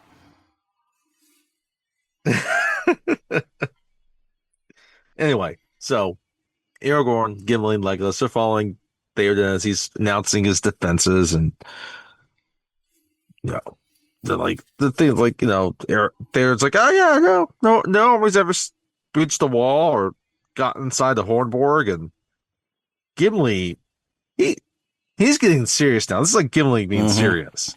Yeah. He's saying this acts like it's like these aren't just orcs. These are York High. Like, you know, they the shield is brawn, right? Yeah, their shield is broad. Their armor is thick. And Theoden is not like this dwarf, thinking that he's not doing a good job of defending his keep. He's like, I have fought many wars, Bastard Dwarf. I know how to defend my keep. Gimli kind of grunts, and Aragorn's like, okay, I know. Just real quick, we missed an important part earlier. Okay. When they were being attacked by the Warg Riders. After the battle, Gimli is sitting on top of a dead orc. And it's twitching. Right. And Legolas walks up and shoots the orc in the head. And then counts it as one. And Gimli's like, it was already dead. And Legolas is like, it was twitching. Gimli's like, that's because my axe was embedded in its nervous system. Yeah. But yeah, back to Helm's Deep. Just wanted to make sure we didn't forget that part. That brilliant exchange between the two of them. And then Aragorn's still trying to reason with things. Like, no, they don't come to destroy our crops. They come to destroy your people. And then we realize that Theoden realizes the direness of it. But he thinks it's futile. Yeah. Right? And, you know, Aragorn's like, hey, listen, like, just send out riders. Like, you must call for aid. Theoden's like, who's going to come? It's like, elves, dwarves. We're not as lucky as you and our friends. Then Aragorn actually sticks up for Gondor. Yes, it's like Gondor will come. And then there's like Gondor. Where is Gondor when Westfold fell? Where is Gondor when enemies closed in around us? Where is Gondor? He's not going to say Gondor a third time. It's like, no. My Lord Aragorn, we are alone. And he proceeds with his directives, like, get the woman and children into the caves. Right? So now we cut to our friends Merry and Pippin. What's going on with Merry and Pippin? They're out in this nice, you know, small opening amongst the trees. There's this circle. There's this cool little stone that looks like the dial on the sundial, sticking up in the middle of it. Yep. And Treebeard's like, hey, we're about to do something that, you know, we haven't done in age. It's been forever since we've done this. We're going to have an Entmoot. Like an Entmoot? What's an Entmoot? That sounds like fun. Yep. When all the Ents come together and they meet and they have a discussion and they decide what's going to happen. So Merry and Pippin have been trying walking through. Yeah. So I love it. That's what Treebeard walks up and he sees it's a gathering. Yeah. And it's a gathering. Of Ents. And so I love like Treebeard walks up and these other Ents come walking out and he just starts naming off different kinds of trees. He's like, good, we're all here. like ash, beech, oak. Fir, oak. Oh, good, we're all here.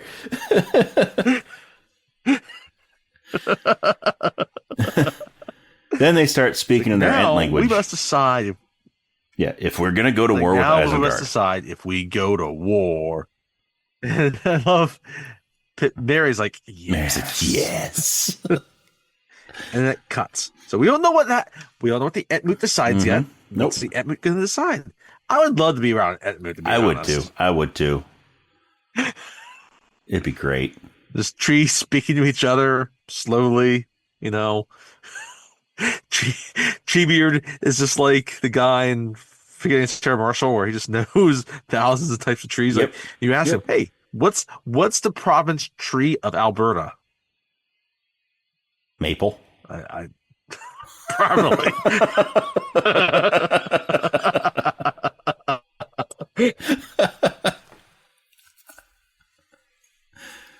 What's the national tree of Tajikistan? Tree. Cactus. Stay tuned next week, and we will tell you the state tree of Tajikistan. We got to look that one up. We're not tree experts like Treebeard. I'm not doing that right now.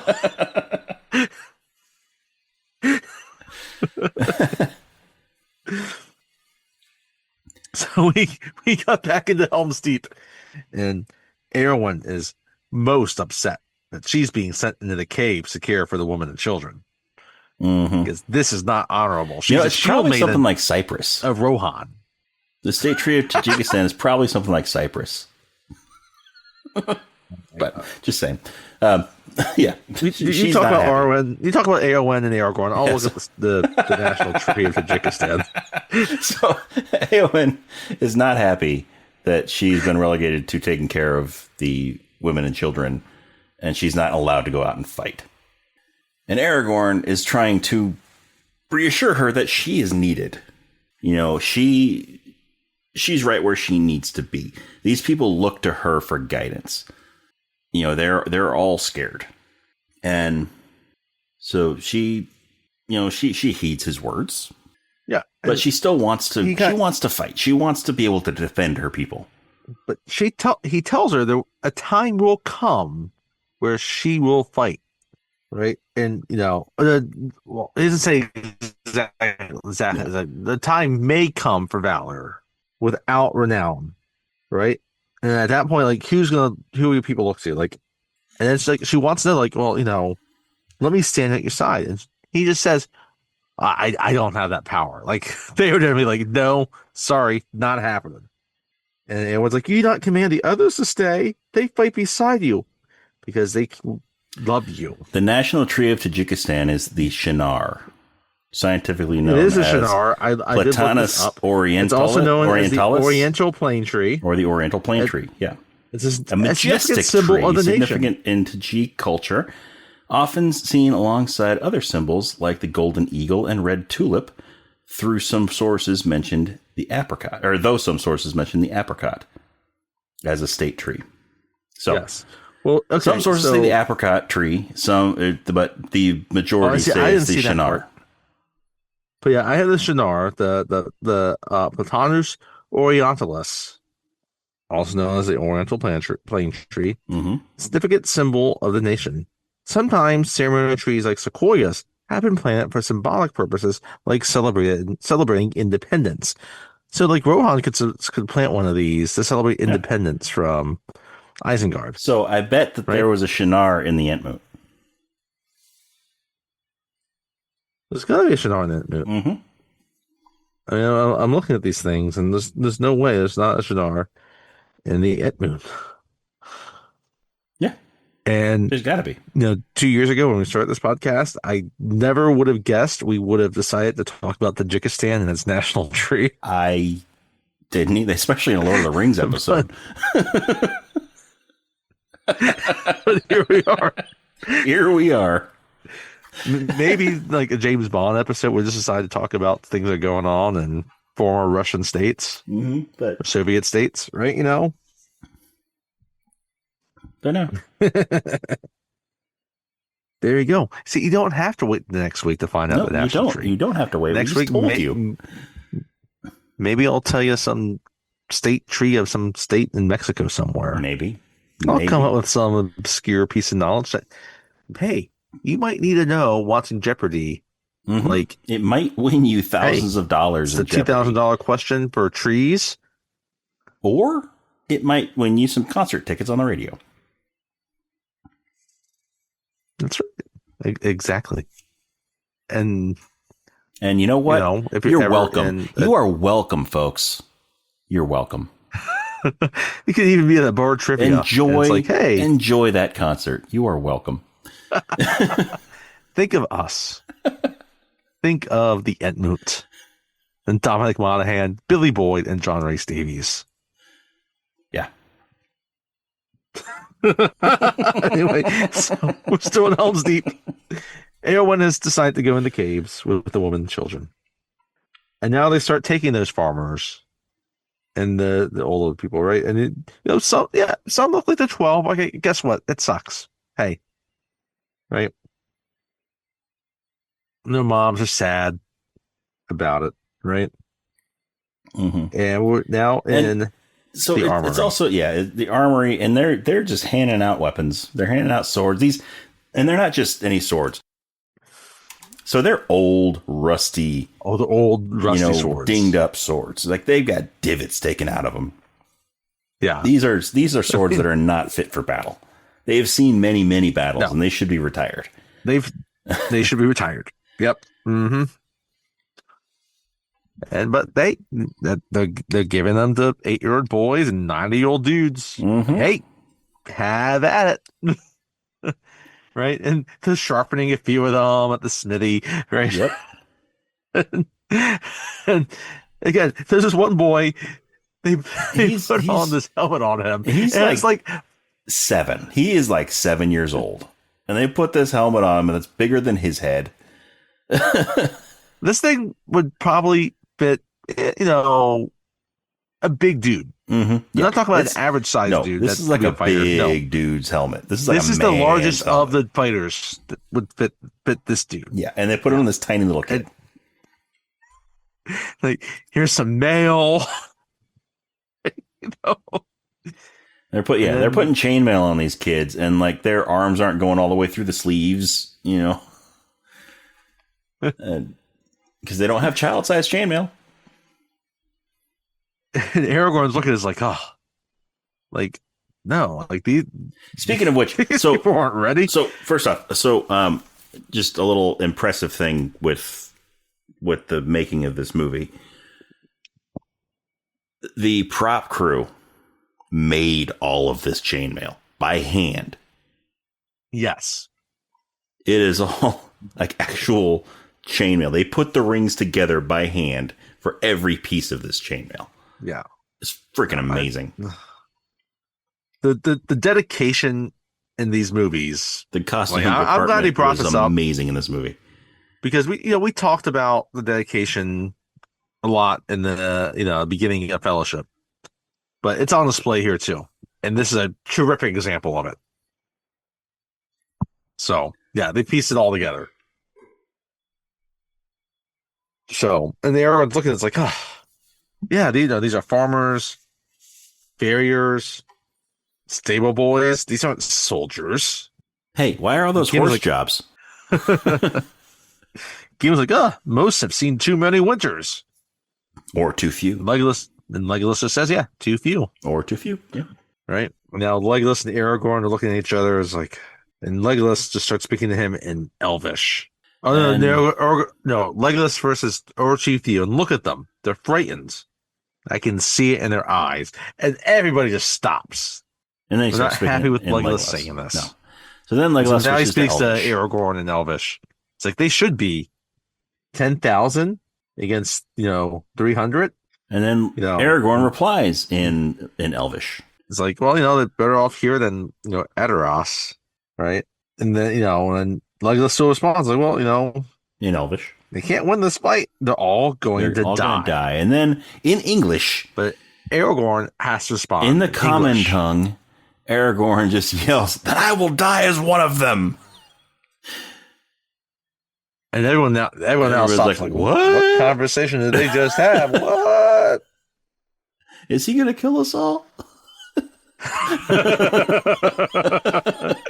Legolas then he storms off. Legolas is going to try to storm off with him. And Gimli just says, "Hey, let him go, laddie. Let him go." He calls him laddie. Let him go, laddie.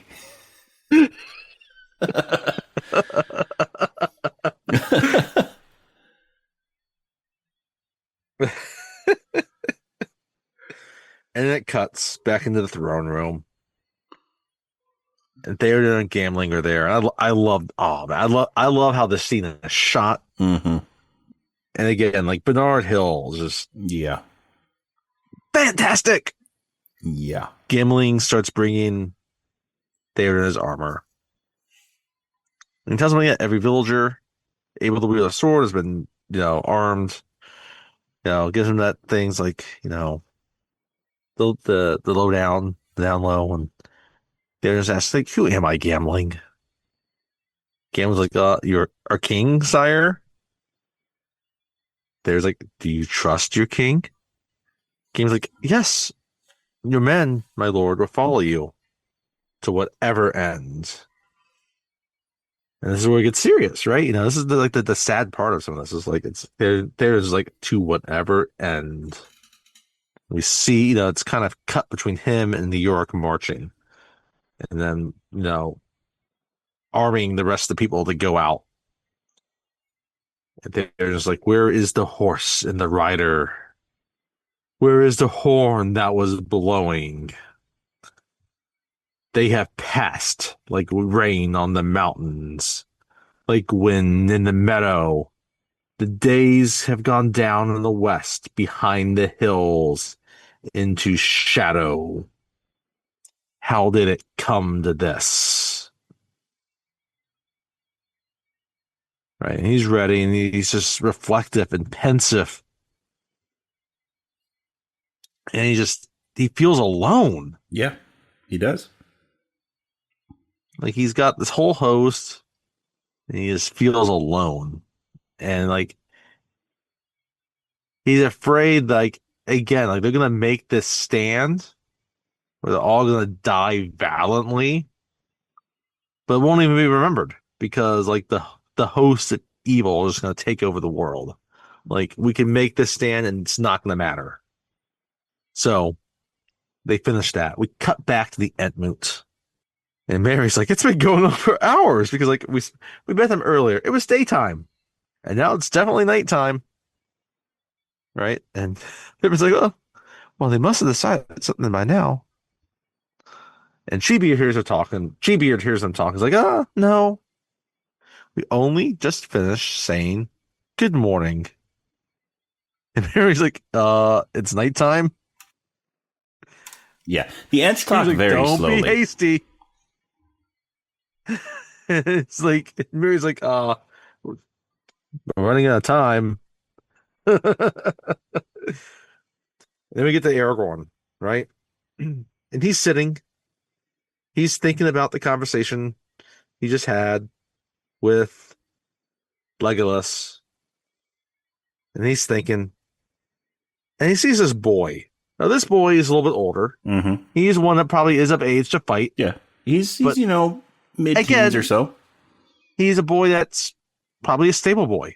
It's Yeah. not like he's been trained to fight. Yeah. Right? And so you can tell this kid's nervous. So he calls him over and asks him to see his sword. And he asks him his name. And he's like, Haleth, son of Hama. He's like, oh, son of Hama. It's like, okay, well, let me see that sword. He starts, Haleth is played by Callum Gittins. Callum Gittins plays Haleth. That's right. And we've already introduced Hama, his father. His father, yes. We've already introduced him. Callum Gittins was actually in The King's Speech. He played a character in The King's Speech. He's in a bunch of protection things as well, but yeah. But oh wow, he actually was in the War of the Rohirrim movie that came out recently. Really? Anyway, So they're talking. He's talking with him, right? He's being. No. He plays a wild man in that one. Well, I'm sure this kid grows up to be a wild man because this is.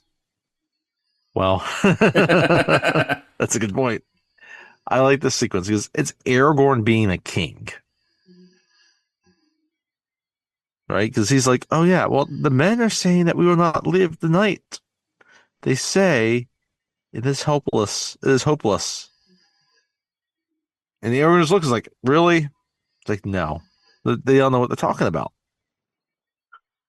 And so he gives the sword back to Haleth. It's like, this is a sword. Haleth son of Hama. Like, he's respecting him. He's calling by his name and by his dad's name, right? He puts his hand on his shoulder. He says, there is always hope. We cut back to the armory. Now Aragorn's putting on his armor. Well, right? first He's getting set. So he's talking to Haleth, and he takes his sword. Yeah, and he just puts it through the paces, and he swings it around. He's like, this is a good sword. Because he's trying to encourage this kid. He is. Again, he's being kingly here. Even though he notices that this sword is terrible, it is a crappy sword. It's terrible. That's again, that's outlived as we its talked use. about, like it's outlived its use. It used to be a fine sword, I'm sure. Yes. But at this point in time, it's been through so many battles. Like it's just completely 300 years beat ago. up. It's just torn up. And it's been given to this kid. And so he's trying to help this kid feel a little bit better about his situation. Make him feel like his equipment that he's been given is better than it is. I always want to know, like, some of these kids that we see and these older guys, like, what happened with them in this battle? Mm-hmm. We won't get that answer. I would like to think that most of them survived, but we don't know. Especially that 7-year-old that they're putting in. Anyway. Yeah. So now this is the armor. He's putting on his armor. Probably didn't last too long. That 7-year-old that they put the giant helmet on. I mean, if they put him on the front lines, he definitely didn't last long. Yeah, hopefully they put him back by the king. Yeah, hopefully they like had him guard the door to like the cave where all the women and children are. Like way back like, in the back. Things are getting shitty here. You can go back with your mom now. So yeah, he's getting all his armor on. And then Legolas hands him his sword. And Legolas is like, we've trusted you this far. You have not let us astray. Forgive me. I was wrong to despair. And then, like a good friend, Legolas looks at, not Legolas, Aragorn looks at Legolas like, you have nothing to apologize for. And they smile at each other. And then Gimli walks in. He's like, if we had time, I'd get this adjusted. And then he drops his mail, and it's too long on him because it's made for a man, and he's a dwarf. It's a little bit tight around the midsection. And Legolas and Aragorn kind of laugh with each. But then they hear a horn, and they look at each other like, hmm? And Aragorn says, well, they're all thinking, that's no orc horn. And they see this guy on top of the gates, like, send for the king and open the gates. Theoden comes out. And we see going up, there's this ramp that goes up to the gate, right? And there's all these elves with these bows. And Theoden can't make sense of it, right? At first, right? And then we see an old friend from the Fellowship of the Ring, Haldir. Mm-hmm. Right? And there's people coming in. We see shots of some guys that are happy to see these elves are here. Like, oh, like, thank God, the elves it's not are just like us. They're coming in force. Oh yeah. And I was like, I bring word from Elrond to Rivendell. An alliance once existed between elves and men. Long ago we fought and died together. We come to honor that allegiance. And then Aragorn comes down, he speaks with Haldir. He's like, you're most welcome here, Haldir. And then Haldir says, we are proud to fight alongside men once more. And now they all await. So now we have our elves fighting once more with men, and they now await the coming orc army, or York High army. Yes, the Uruk-hai army. It's not orcs. Right. Yeah, these are Uruks. So, which Gimli is definitely more than happy to explain the difference of, which, we talked about. Mm-hmm. So, but now they wait, everyone's armed. They got their armor, they got their weaponry, they got their mail, and they're just waiting, right? We see a whole line of elves. We see a line of the Rohirrim. We see this collection of the old men and the kids lined up. You see this old man next to Hama's son, and they're just waiting. They're hearing these distant thunder and some lightning. Hasn't started raining this old yet, man is like it's old, gonna rain old. soon. Yeah, no, he is old. He's got like great grandchildren. Mm-hmm. Yeah, He might still be younger than Aragorn, he though. might be. He might be. But yeah, everybody's waiting. And then you finally get their point of view looking out from Helm's Deep. And you just see all these torches in this slow march towards them, right? Everyone, there's no waiting. Like, it's got to be one of those really shitty things to wait for, right? Yeah, and Legolas and Gimli are standing on the wall. Yes. And they're looking over with all the other elves. Well, Legolas is looking over. Yeah, Legolas is Gimli looking can't over. quite see Gimli, over. the wall comes to about the top of his head, so he can't really see over. And so Legolas, they're talking about the crowd out there. And Legolas looks at Gimli. He's like, should I describe it to you? Or should I get you a stool? And then Gimli just kind of laughs. But then you hear all the York, they start shouting, right? Because they've come up and they stop. They're ready to advance, but they're going to stop. And that's when it starts to rain. Right? Mm-hmm. Cuts back to Legolas. He looks at Aragorn. Looks like, your friends are with you, Aragorn. Right? They talk about, whatever luck you live by, let's hope it lasts tonight. They're just ready to say, he's like, ready to say it's about to begin. Right? We see women and the youngest children in the caves. They can hear the footsteps coming forward, right? They hear it starting to rain. And they're just scared. Right? They're pounding their spears, they're pounding their swords, all that. And we get a shot of the old man, and he's going to be an archer, right? And he's ready. He's got drawn. And it's raining, and I guess the rain, and he's just nervous. He lets go. And then thankfully, it actually kills one of the Yorick that's on the front lines. That finds one of them and kills them. Mm-hmm. And the thing drops dead. Yeah. I love the guy. He's just like, I didn't mean to do that. You can just see his face. Yeah, I mean, he's like, crap. It's kind of a lucky shot, but also at the same time, you fire an arrow in that general direction. There's so many Uruk-hai out there that you're probably going to hit one of them. That is a good point. They put them at a strategic place. Right? And so Aragorn has to like, don't fire yet. Hold up.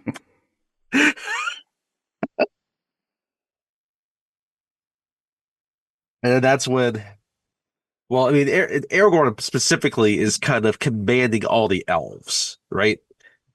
And his general area, it's him and Gimli, the only two like non-elves.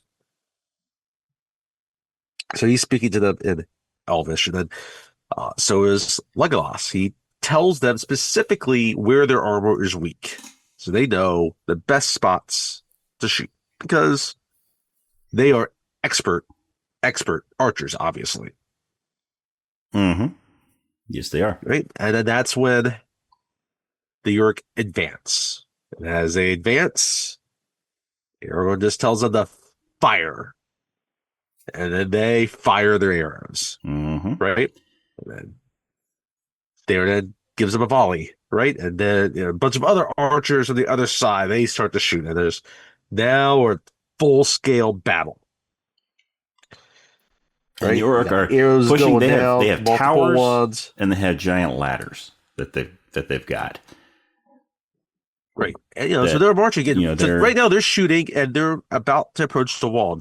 Gimli, he's still waiting because he doesn't have any arrows to shoot. But he has axes. He's waiting to meet his axe to the first faces that come up those ladders. He's waiting for them to mount the wall. So the Uruk-hai are pushing these big towers up. They have these little arms that come down and hook onto the wall, and they've got these big ladders that they're lifting up that are just full of Uruk-hai. They're all just hanging onto the ladder as they're raising them up. And So, a couple of them get, And the people raising them up get shot, so the ladder falls back down. And then other ones, the ladders make it all the way that up. falls on. Yep. Others, the ladders some make of it all them are the way able up. to grab someone as they get up and they throw them down. Mhm. Others keep getting shot. Right? But, Gimli, he's great with an axe. He's not going to be fooled as they come up, and he starts hitting some. And Legolas is shooting some that come up. They're going, right? And Legolas and then Gimli that's are when we start counting. to see that. They're counting their kills. And Gimli turns around and says, Legolas, that's 2 already. Legolas is like, I'm on 17. It's like, I have no pointy ear. Outkill me. And so I love how that he turns around. He just starts hacking First away. one he sees, he just axes one straight to the ball. Yes. And he just keeps on swinging the axe, just hacking at every orc he sees. So, right, and this whole battle is going on. We're seeing the shots of arrows flying and axes hitting, ladders coming up, right? And we cut back briefly to Merry and Pippin, right? And they've been waiting, right? And Treebeard comes to them, and they ask what if they decided to go to war. And he's like, "We've decided you're not orcs. That they're not orcs." Which Treebeard should know already. Yeah. But I guess the rest of the Entmoot still need to decide that for themselves. Yeah. Treebeard's word was not enough. I guess not. They had to come to an agreement. But yeah, so I like how Pippin's like, well, that's good news. And Barry's like, but yes, what about Saruman? what about Saruman? Are we going to go to war with Saruman? Yes. I was like, oh yes, war. It's a big deal, right? And then Treebeard's like, but don't be hasty, Master Marionic.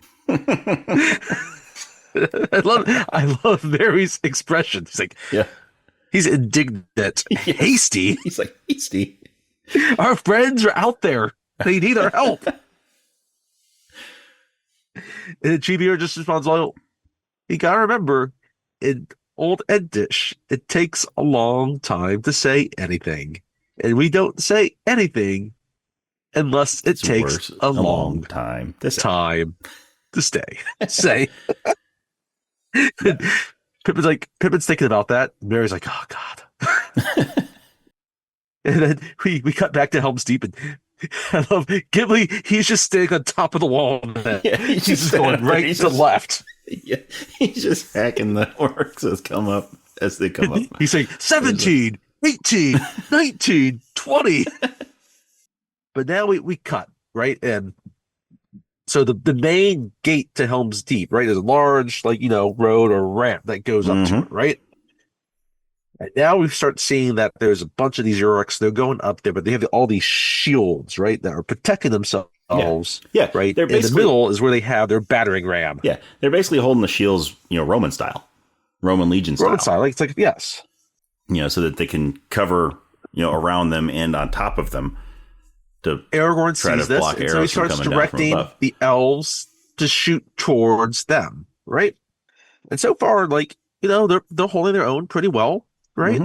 Because right now, I mean, they had a position of advantage. Yeah. And so Theoden, he gets a little too confident. He just says, "Is this all you can conjure, Saruman?" Because he's behind stone walls that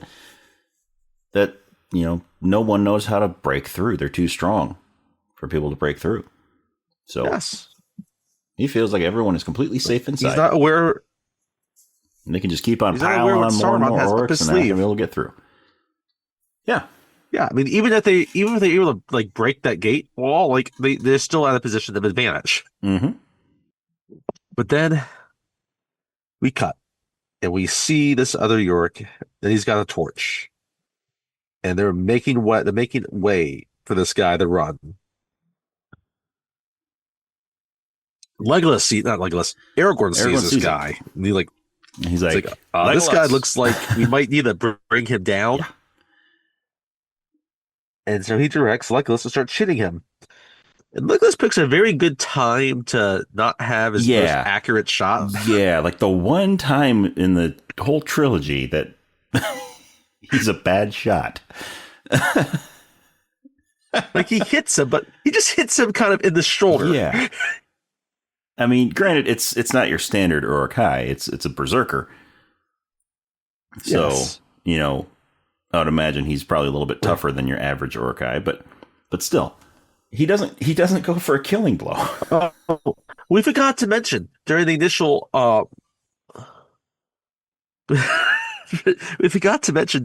onslaught, when they first start climbing the walls, we get our Wilhelm scream. Yes, we do. That's a when good they call. Yes. throw one of the anyway. So we missed that. Yeah, one of the soldiers was thrown over. He gets hit. And we go Wilhelm. But he gets hit one more time. And this berserker, and he's carrying a big metal ball above his head. And he's just running toward this drain. That's right. Toward this drain at the base of the wall.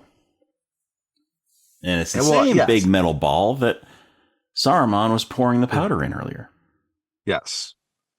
Well, other ones placed them under the culvert, and then now we had the one berserker with the torch. Oh, that's right. So, he had a torch. Legolas has been hit. Legolas has hit him twice, right? And then he gets, he kind of pauses, but he dives under the culvert and he lights it, and then we get the. And then blows himself up along with the wall. We get this slow motion shot of the wall blowing up. Right? And we see some of them get blown back and rubble falling on them. And we get the wide view of the wall blowing out. Right? And the stuff falling down, raining. Thankfully, some of it rains down on some of the Uruk. Mm-hmm. But, obviously, there's people on top of the wall. And we see one elf somersaulting through the air. Yep. As if he just hit the propeller of the Titanic. Propeller guy. Wouldn't he love to be that guy? Like, hey, you ever seen Titanic? James Cameron's classic propeller Titanic guy.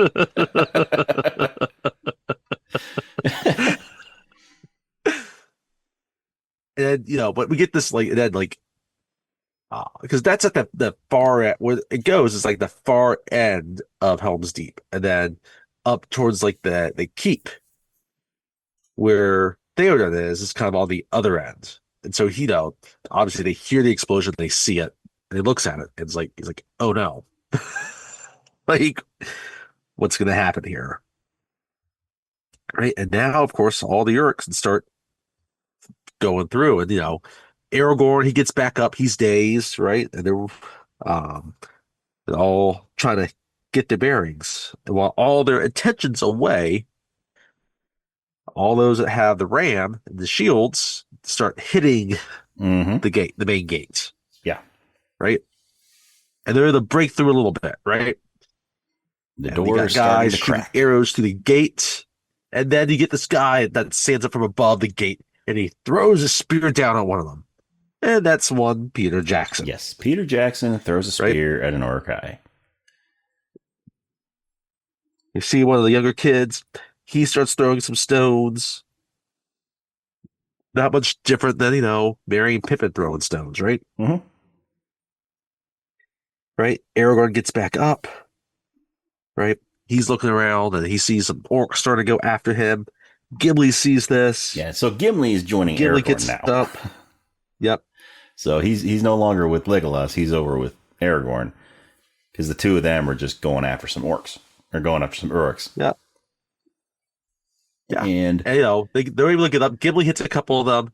Gimli gets down on the ground, and then a bunch of these elves that were kind of the further shots back, they were the second shots.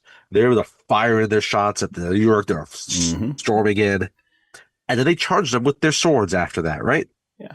And so now you kind of have this sword battle going on with them. And Theoden has full confidence in Aragorn, because he tells him to go take out the ones that are that are outside the gate. He's just like, go take care of them. He doesn't tell anybody else. He's just, Aragorn, go take care of him. Aragorn, you do this.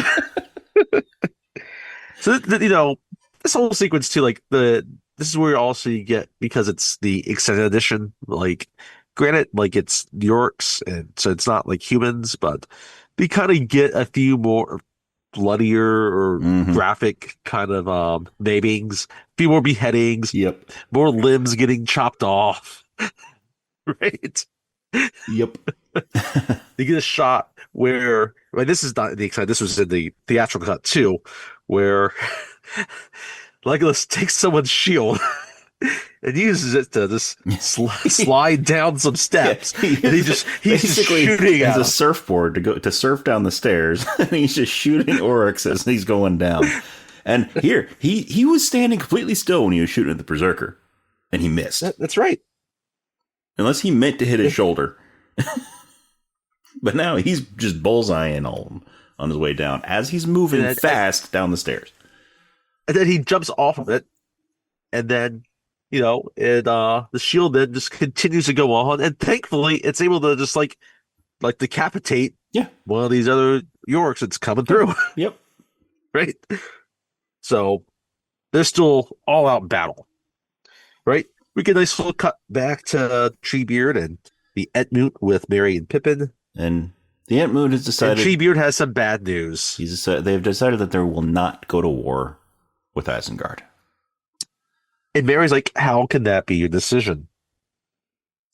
And Treebeard just says, that's not our war. And Merry, because he's wise, says, but you're part of this world. This world, yeah. This is going to affect the entire world. I love the Ents. Like, they look wise, and they got their big tree-type finger branches, and they're like, And they're thinking about what this young halfling has to say about this. This young non-orc has to say. And he's like, you must help. And Treebeard, he's not dismissive. No, he says, you're young and brave, Master Merry, but your part in this tale is over. Go home. And so now they're getting dressed, and Pippin's like, you know what? Maybe Treebeard's right. We don't belong here. It's too big for us. What can we do? It's like, we've got the Shire. Yes. But Merry knows, like, no, these fires are spread. And once Sauron's done burning down these forests, he's going to go back to the forest by Buckland. Right? And Tuckborough. And all that was green and good will be gone. He looks like, Pippin, there won't be a Shire. And now we cut back, and now things are seeming kind of dire, right? Because we got Legolas and Haldir, they're starting to fight, orcs with swords at this point, because they're all coming in. And at this point, so all the orcs are told still to fall back to the keep. Yeah, and all the orcs are still, trying to get through the gate. And Legolas and Gimli have gone through a hole in the wall. Well, they haven't gotten to that point yet. They're told to fall back to the keep first, right? And they're doing that. And Legolas tells Haldir to come. Right? And before Haldir can join them, Haldir gets attacked by multiple orcs and is killed. Yeah. Right? And this, as he's dying, he's looking around, he's seeing all these elves have died. He's like, is this worth it? You can see that look on his face. Like, how has it come to this for us? And he's hoping that in the end, Sauron and Saruman can be defeated. Right? So that's when we get the shot where we have Theoden has gone down to the main gate. And he's there with Aragorn and Gimli. He's like, Aragorn, telling me, I need as much time as you can so we can secure this gate just enough. That's right, yeah. To hold them back a little bit. Yeah, because he's like, give me some time. And Aragorn's like, how much time do you need? And he's like, as much as you can give me. And so, yeah, that's like before they go, one of these orcs grabs one of the guys that's in there, right? Theoden just drops the orc's arm off. It's still holding on to the dude after he chops it off. Right, and then yes, they sneak through this little hole, this little door. Not a little, there's a hole, little passageway that goes to this door. So That now goes they're just outside, sort of around the standing, corner of the main gate. they're standing on the rocks Well- around the outside of the wall there, and they're looking over at all of these orcs that are on the pathway going up to the gate, and they're getting closer and closer to busting through that gate. And Gimli is confident they can take them all. But then he looks like, but it might be too far. You might have to toss me. He's like, it's too far for me to jump. And so Aragorn's about ready to jump himself and just leave Gimli there just as support, you know. And then Gimli just kind of whispers, "Toss me." And everyone's like, "What? Toss me? I'm not tall enough to jump over there." You'll have to toss me. So It's like, wait. Yeah, so Don't tell the Aragorn elf. reaches down. Aragorn reaches down to grab him to toss him. He's like, wait, don't tell the elf. And Aragorn gives him a little nod. Not a word. It's not a word. And so Aragorn tosses Gimli over there. He lands on the bridge, and then Aragorn jumps over, and they're just taking out Orc after Orc. Yep. And it They're gives just- it, They're just clearing they're this bridge. just like, guys, get out of there. We got this. Right? Legolas throws down the rope so they can start climbing back up. Right? So they can get to the tallest part I of the, love this. of the I love this. fence. He throws down the rope, and Aragorn grabs it with one hand, and then grabs Gimli with it. Like he wraps his arm around Gimli as Legolas is pulling the rope up. Aragorn's just carrying Gimli up the wall.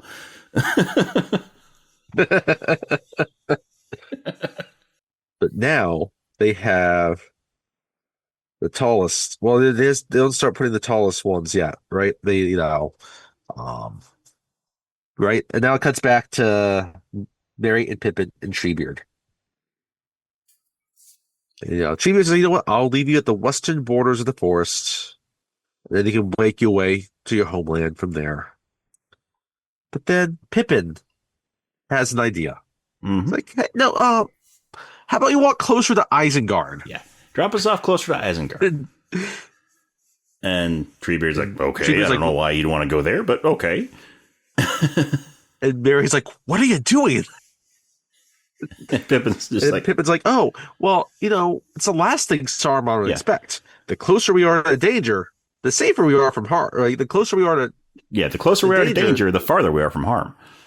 And he kind of smiles. He kind of gives Like- a little smirk. It's like, what G-Beard's like, that doesn't make sense to me. But then you all very small. Perhaps you're right. And Barry's just like, Pippin, we're gonna be caught. Pippin's like, no, not this time, and he smiles. And so they go walking. So now we finally cut back because we've had a lot of battle. We've had a lot of Merry and Pippin hanging out with an Entmoot, Mm-hmm. right? But what's going on with Frodo and Sam? Yeah. What's going on with them? Right? And all of a sudden, they're approaching Osgiliath, right? And this is, I love the color tone they set for this, right? It's gray and just like, yeah, it's just, Yeah. again, It's- it's somber. Faramir has led them here, right? And Frodo's just still playing like, let me go, right? And they're looking off in the distance. And they see Osgiliath is burning, like it's been attacked again. And Frodo keeps, pleading for help, right? And and we have Treebeard. Well, I guess we missed the point too. Yeah, they start the at Helm's Deep. They start putting up the huge ladders to get to the top of the Mhm. keep, right? Yeah. The other ones are just basic ladders they can all put up. These ones they have to fire up arrows to and rope to get them to go all the way up, right? And so we get one where this guy unfortunately gets in the way of the grappling hook, right? And gets taken out by it. But then you get a shot with where one starts to, as they start to pull it up, Legolas shoots at it As it's halfway coming up to the wall, and it snaps. And it falls all the way back. So you have this huge ladder with a bunch of Yurks on it. That then falls back and crushes a bunch of other Yurks. Right? So we cut back with Treebeard and Mary and Pippin.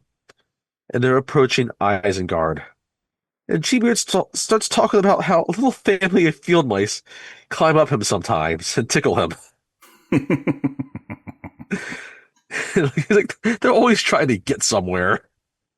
But then he stops. And he sees the destruction of the forest around Isengard. He's like walking right in the middle of a bunch of trees that have been chopped down. She was like, oh. And he sees it all and burned everything. He's like, many of these trees are my friends. I've known them since they were saplings. I know them from nut and acorn and saplings. And it's like, and Mary's like, and Pippin's like, I'm so sorry, Treebeard. And Treebeard's like, well, they had voices of their own. And Treebeard's like, he looks down at Orthanc. He's like, Saruman, a wizard should know better. And then he just lets out a scream. Yeah, it like just this low everywhere.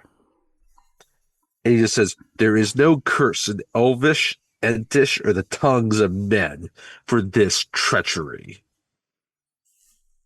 Right? And then off to the far end, Pippin starts seeing all these trees moving. He's like, Pippin's like, oh, look, the trees are moving. And Mary's like, where are they going? He's like, oh, they have, and she was like, they this. My business is with Isengard, with Rock and Stone. And then they look behind them, and then all of a sudden they see all these other Ents are coming out of the forest. So much more than we saw in the Ent news start coming out of the forest. And they're all marching toward Isengard. And Mary looks at it. Mary's like, yes! They finally listened. Treebeard says something in Old Entish, Raroon, right? He's like, come, my friends. The Ents are going to war. It is likely that we go to our deaths. The last march of the Ents. I love the music. Yes. In this scene. Me too. It's so beautiful. They got this beautiful vocal, and the music's swelling. You see all these Ents just marching slowly towards Isengard. And you can tell they mean business. They're ready to fight. Not just fight. They're ready just to kill. And they're couple that then. They get up there and they're just destroying everything that's been built at Isengard for this factory, this orc factory. Yeah.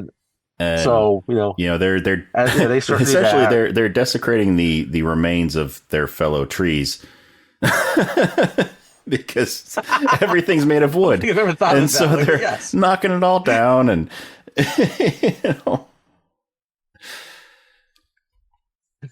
But yeah, one of them goes over. Let's keep with this because they kind of cut back and forth. But yeah, let's see this the whole way through. Yeah. I like this. So they go through and like one of them goes to a dam and knocks there's I love some big beams. Well, Treebeard orders the destruction of the dam, and I love. I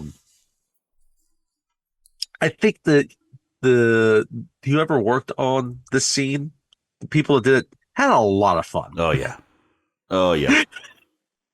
Because you see some of the basic stuff where they have some of them just knocking them off, and then or stop. There's some just basic, stomp on a few of them. Yeah. But I love how you get one Ent, he picks up an orc, he just starts swinging around and knocks the other. He uses the orc as a weapon. Another one picks two of them up, and he's like a toddler, just crashing trucks into each other. He just smashes them together.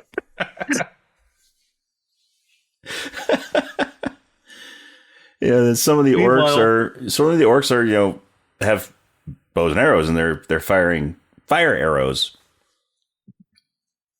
And Yes, so, they're able to catch one of them on the fire. They're able to catch one of them on fire. And then we'll get to him. Yeah, we'll get to him in a minute. But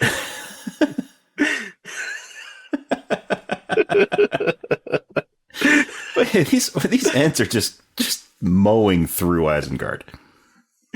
And then Treebeard gives some rocks to Merry and Pippin. Yeah, and they're throwing rocks. They're hitting him in the head and knocking them down into the caverns. Yeah, they're bullseyeing orcs. These rocks. Treebeard's like, Treebeard's just laughing. Great shot!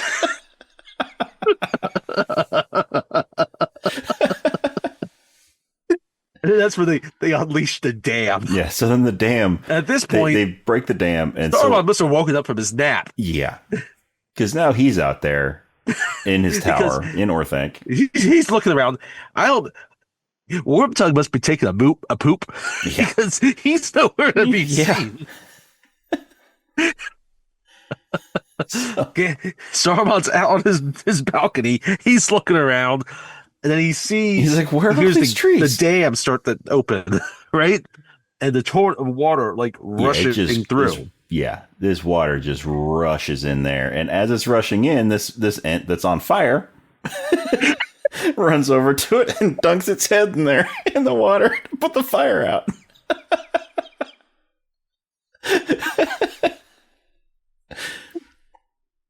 I always love that. He just runs up into the water and just dunks his head.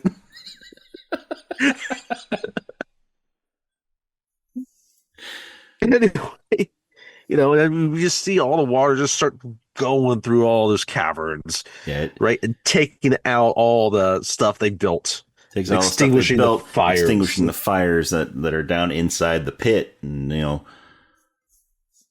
and just flooding Isengard. So we're back with Frodo and Sam and Faramir and the rest of the Gondorian Rangers, right? And they're in Osgiliath, right? And Gollum, I should say, there's Gollum's there too, right? And we get the sense of we in the theatrical cut, this would be the first time you've seen Osgiliath, right? The extended cut, right? We saw earlier flashback sequence earlier in the movie, right? And it's this little city that there's a river that it's on, and you can tell that it's been just blown out completely, right? Yeah, it's and it's being it's been overrun,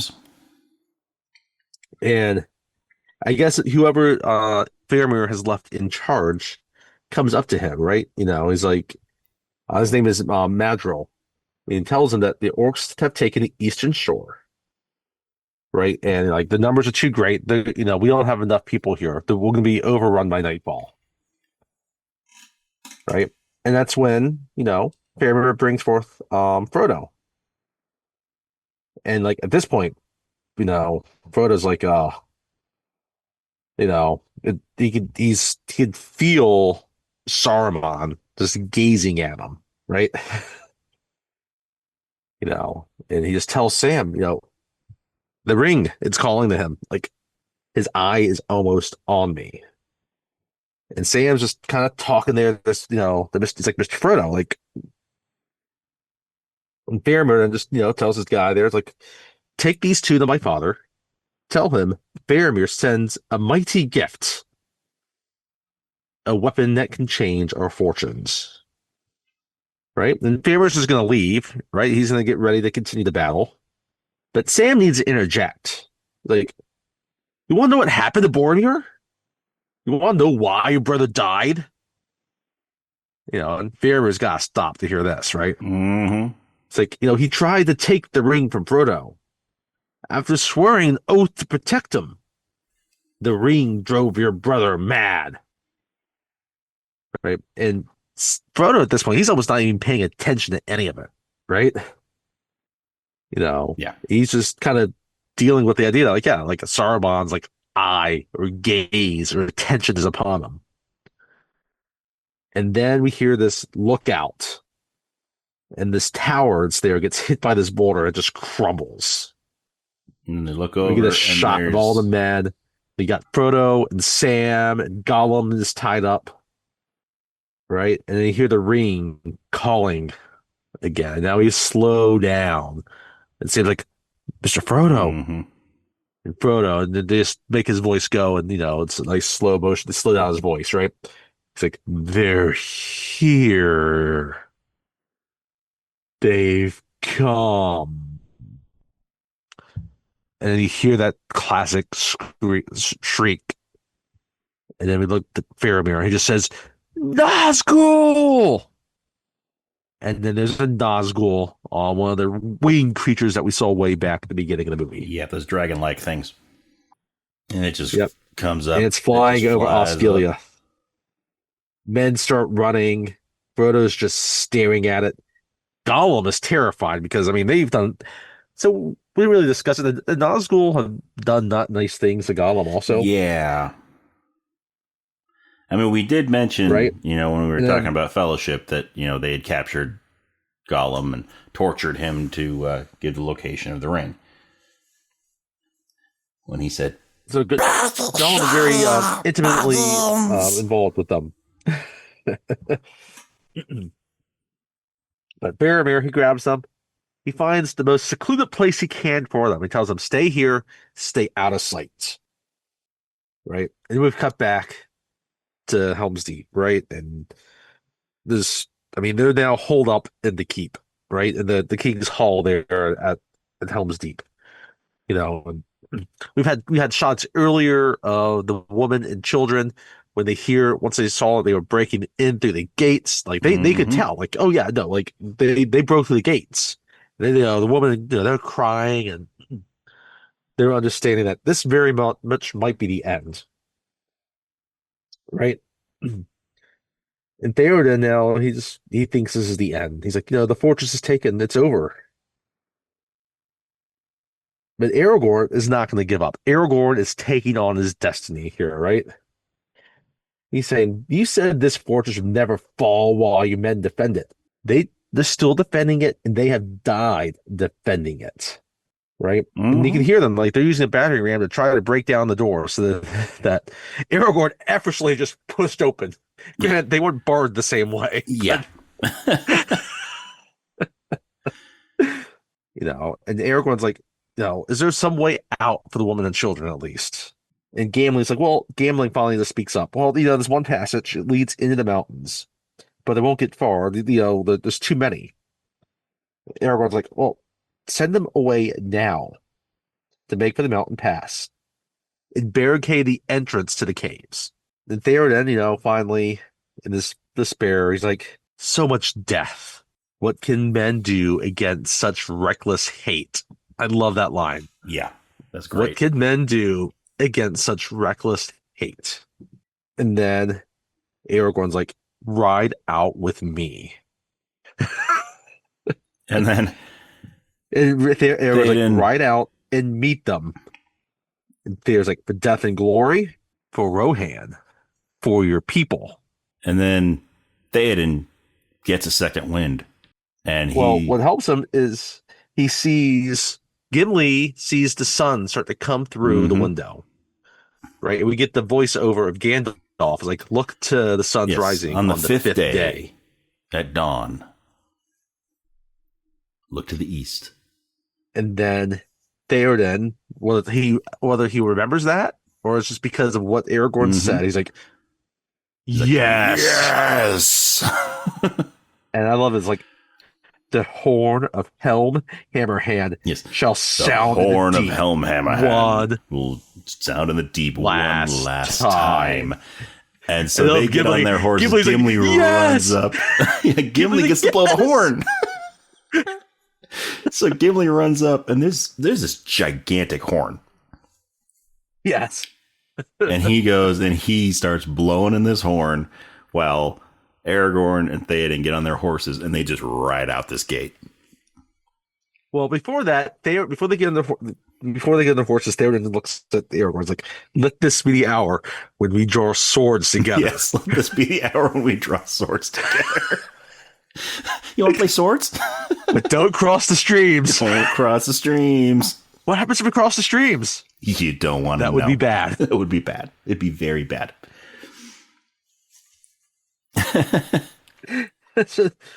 They get on the horses and Theodore's like, fell deeds awake. Now for wrath. Now for ruin. And the red dawn. Wolverines! Gimli just keeps blowing his horn. Wolverines! Right?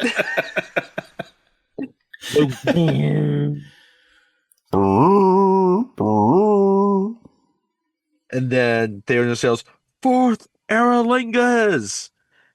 And as they're about to charge, the orcs or the Uruk-hai break through the gates. And I don't think they were expecting to see a bunch of dudes on horseback. No, I don't think so. But yeah, they bust through the gate, and as soon as they do, they get trampled.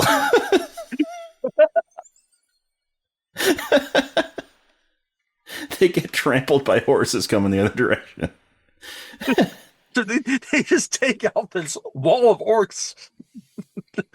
And they go through the main gate, and all the orcs are on all the orcs in that one. They can either get trampled or jump off. Yeah. Right?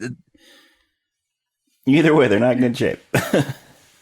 And then as they're winding down the roadway up, all of a sudden they hear this "Yay!" And they look off to the west, and you see Look to east. Gandalf on Shadow East. That's right, Gandalf on Shadowfax. The sun is coming up. Yep, and behind him. Yeah, and Gandalf is just standing. At first, he looks alone, hill. But then another horseman comes up from behind him, and it's Éomer.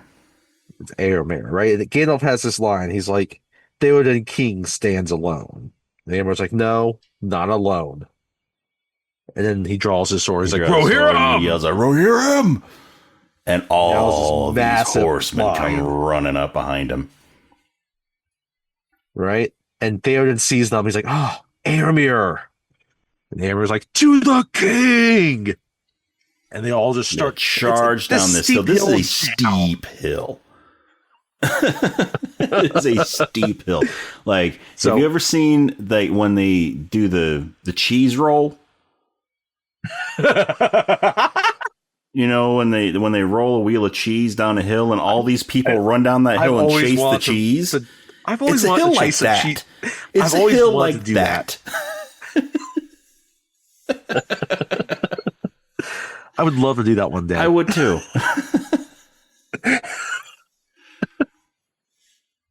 And they're going down. It's a hill about that steep. All the Uruks now, their focus is on this charge, this cavalry charge, right? And they got their spears up. And then but they get closer and closer, and then Gandalf's wizardry takes over as just the brightest sun that you can even think of. It just completely blinds them where they have to just throw up their spears. It's all coming from the tip of his staff. Right? Yeah. He's just like sending this light out from his staff. And they just get trampled. Right?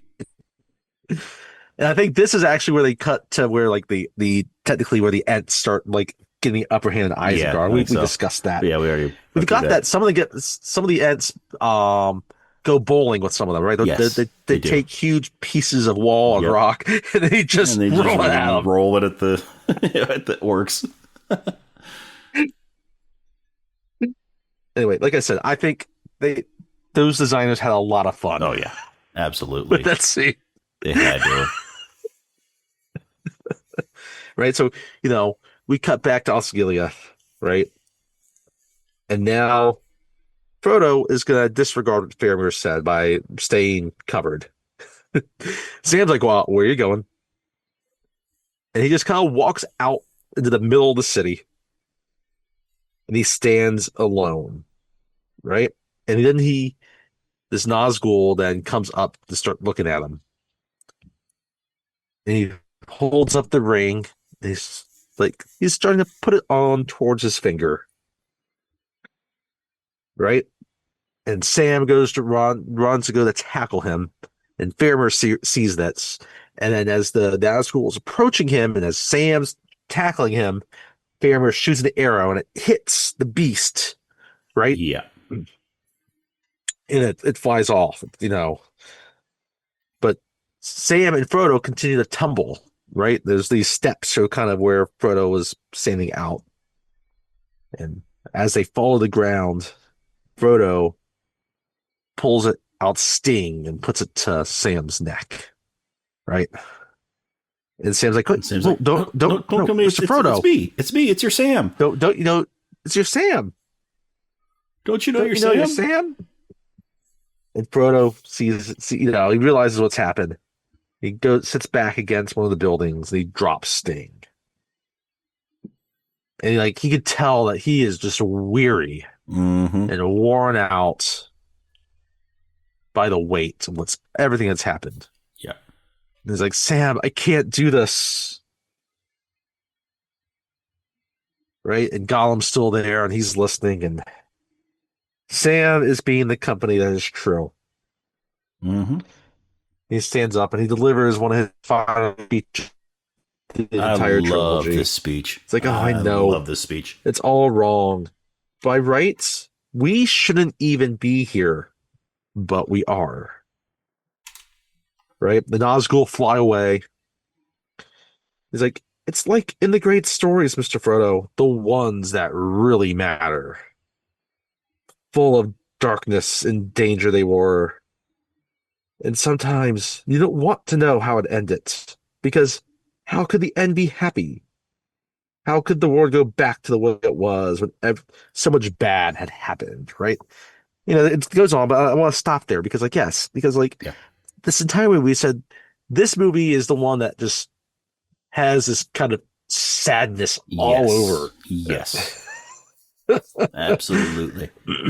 You see beginning to see the downfall of this Gondorian kingdom. Rohan is just bleak, and they've just been assaulted again and again and again.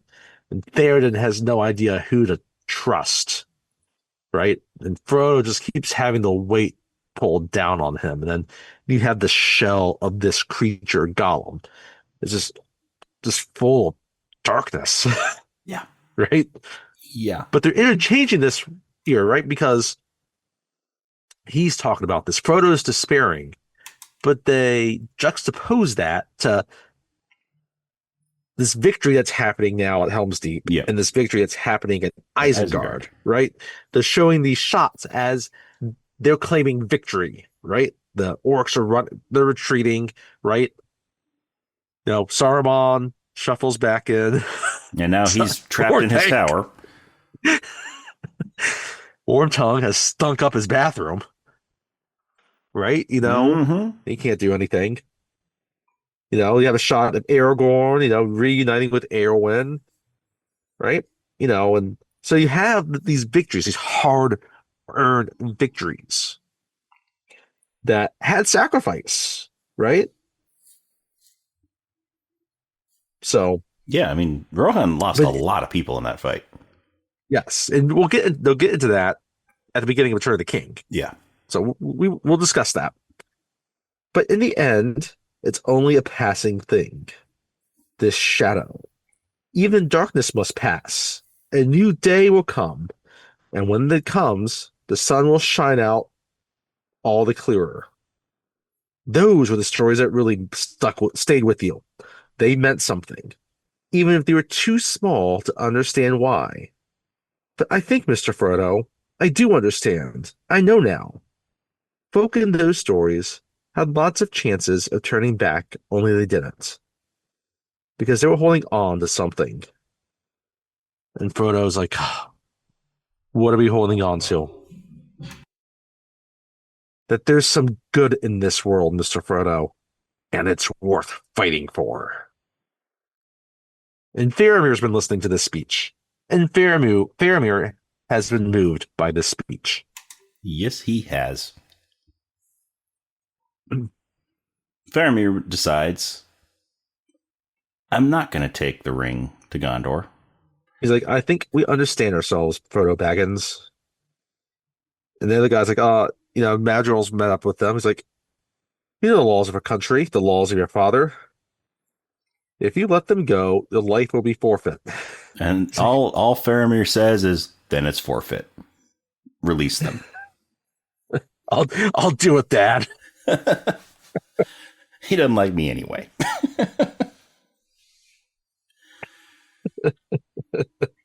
I love how one of them has their hand on Sam, and after Faramir says release them, Sam's like, get your hand off me. Hand off me.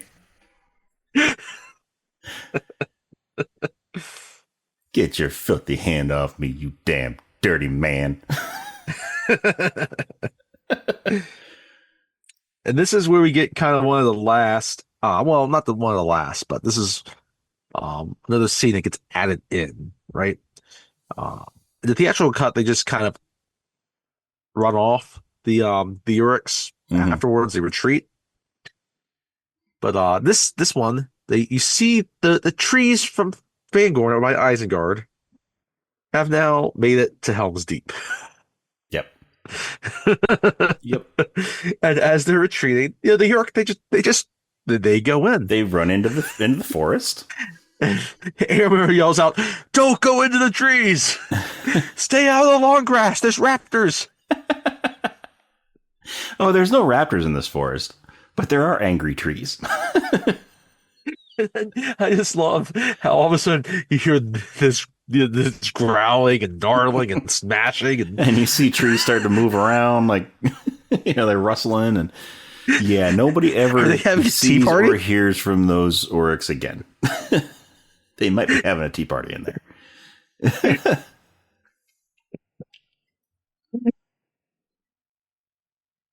And so now we have the aftermath, and this is the scene actually earlier. We referenced this earlier. This is actually where it happens.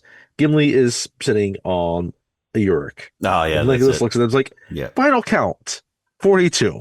Which I actually think, okay, Legolas killed far more than 42 Yoricks in this battle. Yes, he did. But we'll let that slide. And then Gimli's like, oh, that's not bad for a pointy-eared elvish princeling. I myself am sitting on 43. 43. Yeah, this is when this happened. It wasn't earlier when they Legolas shoots it like 43. Gimli's like, he's already dead. He's like, he was moving. He was twitching. Gimli's like, that's because my axe is embedded because he's got my axe in his embedded in his nervous system. And the camera zooms out, and he's got his axe stuck in the orc's head. He wiggles the axe while it's stuck in his head. He just wiggles it. Yeah, it's just stuck in the orc's head.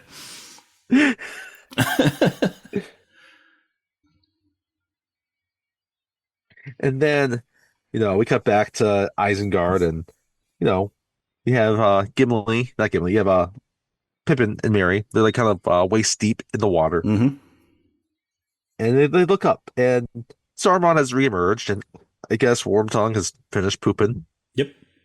And Merry's like, oh, he doesn't look too happy, does he?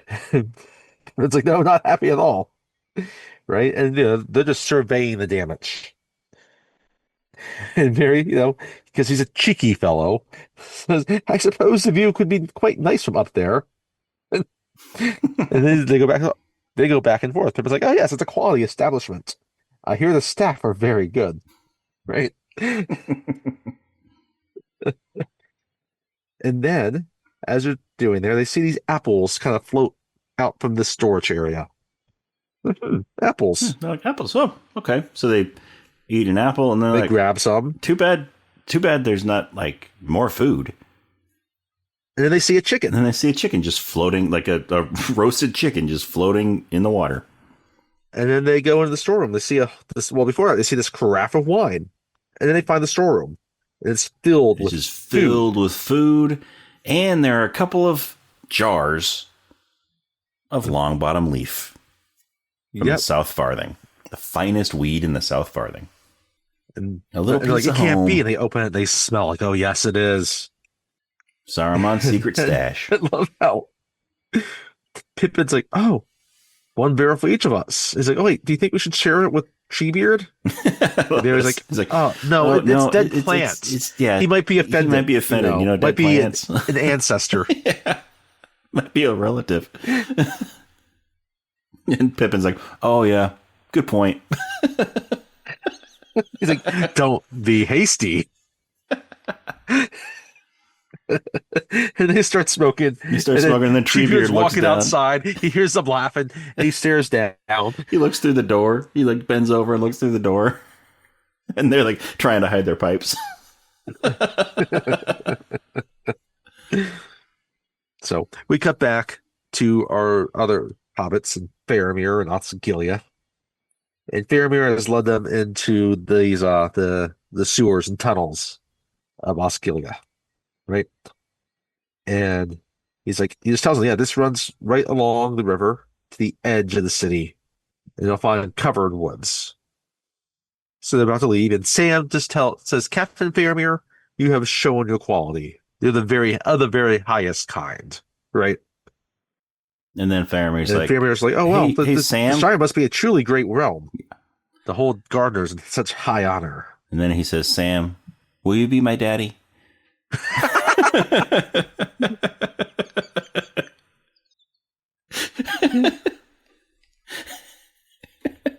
Oh my! No, he really just asked them, "What road are you gonna take from there?" Frodo's like, "Oh well, Gollum says there's this path near Minas Morgul that climbs up into the mountains." And Faramir's like, "Cirith Ungol?"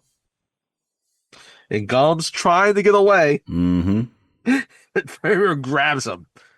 He's by the neck, Yeah. right? He's like, "No, like, is that its name?" And Gollum's like, "No, no." It's like, yes. Yes. And Faramir just looks like, Frodo, they say a dark terror dwells in the passes above Minas Morgul. You cannot go that way. Gollum's like, it's the only way. It's the only way. It's the only way. We must try, right? And Frodo's like, yeah, I must. So Faramir releases Gollum. He just kind of throws him to the ground. It's like, go, Frodo, with the goodwill of all men. So they start going off, but Faramir has one last thing to say to Gollum. It's like, may death find you quickly if you bring them to harm. Right? Mm-hmm. And then Gollum does his good acting. He starts limping away.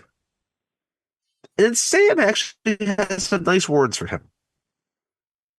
He's like, oh, come on. Mr. Frodo didn't mean for the Rangers to hurt you. You know that. He was just trying to save you, you see?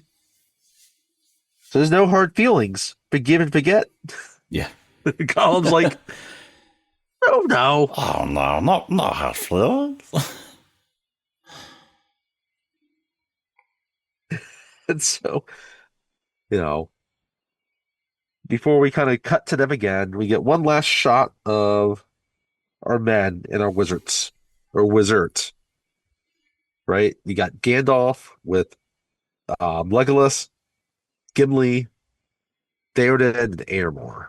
And they're looking out all the way to the east to see the fires of Mordor. Gandalf's like, Sauron's wrath will be terrible, his retribution swift. The battle for Helm's Deep is over. The battle for Middle-earth is about to begin. All I hope now lies with two little hobbits somewhere in the wilderness. So we cut to them, and they're walking.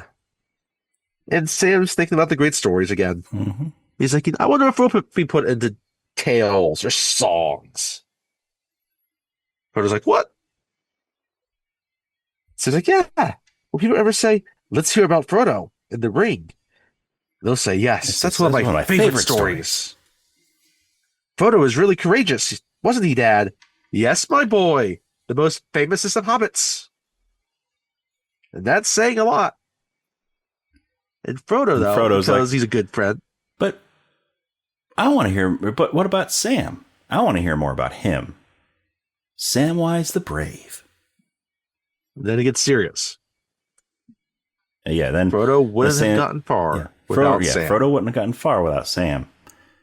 And Sam's like, oh, don't joke. I was being serious.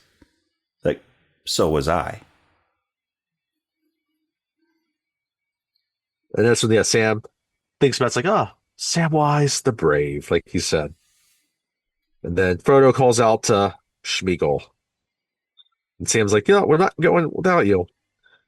Now, Smeagol's having one last talk between Smeagol and Gollum. It's like, Master looks after us. Master looks after us. Master wouldn't hurt us. Master wouldn't hurt us. Master broke our promise. Master broke the promise.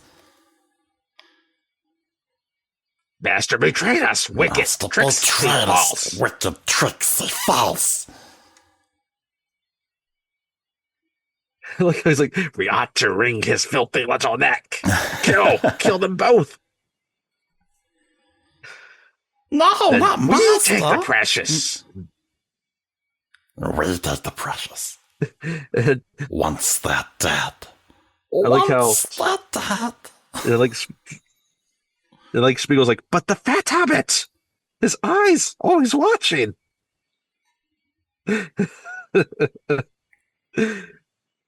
Then we stabs them out, put out his eyes, and make him crawl. God's like, yes. Yes, yes.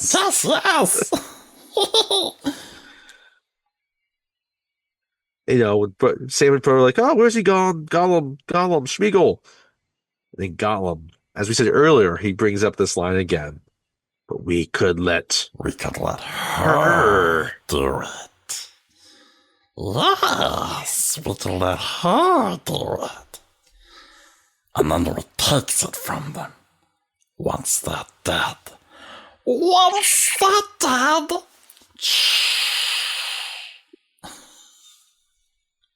And then Spiegel's like, come, hobbits! Long ways to go yet! And Gollum just says, follow me. Follow me. And he smiles as they trail behind him. Mm-hmm. And then it pans up. We see Mordor. We see the tower. And we see Mount Doom. Mount Doom. We see Nazgul flying around. And we go into the credits. Mm-hmm. Not with Anya this time. No.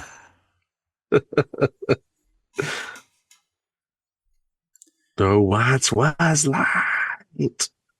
Emily Torini, by the way, sings Gollum's song. Yeah. Where once was light, now darkness falls. Where once was love, love is no more. Don't say goodbye. Right? And we have gotten through 2/3 of this epic saga. Yes. We have. And once again, you got through it. You realize that the second part lived up to all the hype and what you were looking for. And you can't wait another 12 months to see how it's going to But you know what? conclude. You don't have to wait 12 months like we did. You only have That's to wait right. a week. 1 week is all you have to wait for. They can play Bare Naked Ladies and just wait it. Yeah, it's been 1 week since I got to see Lord of the Rings on my TV.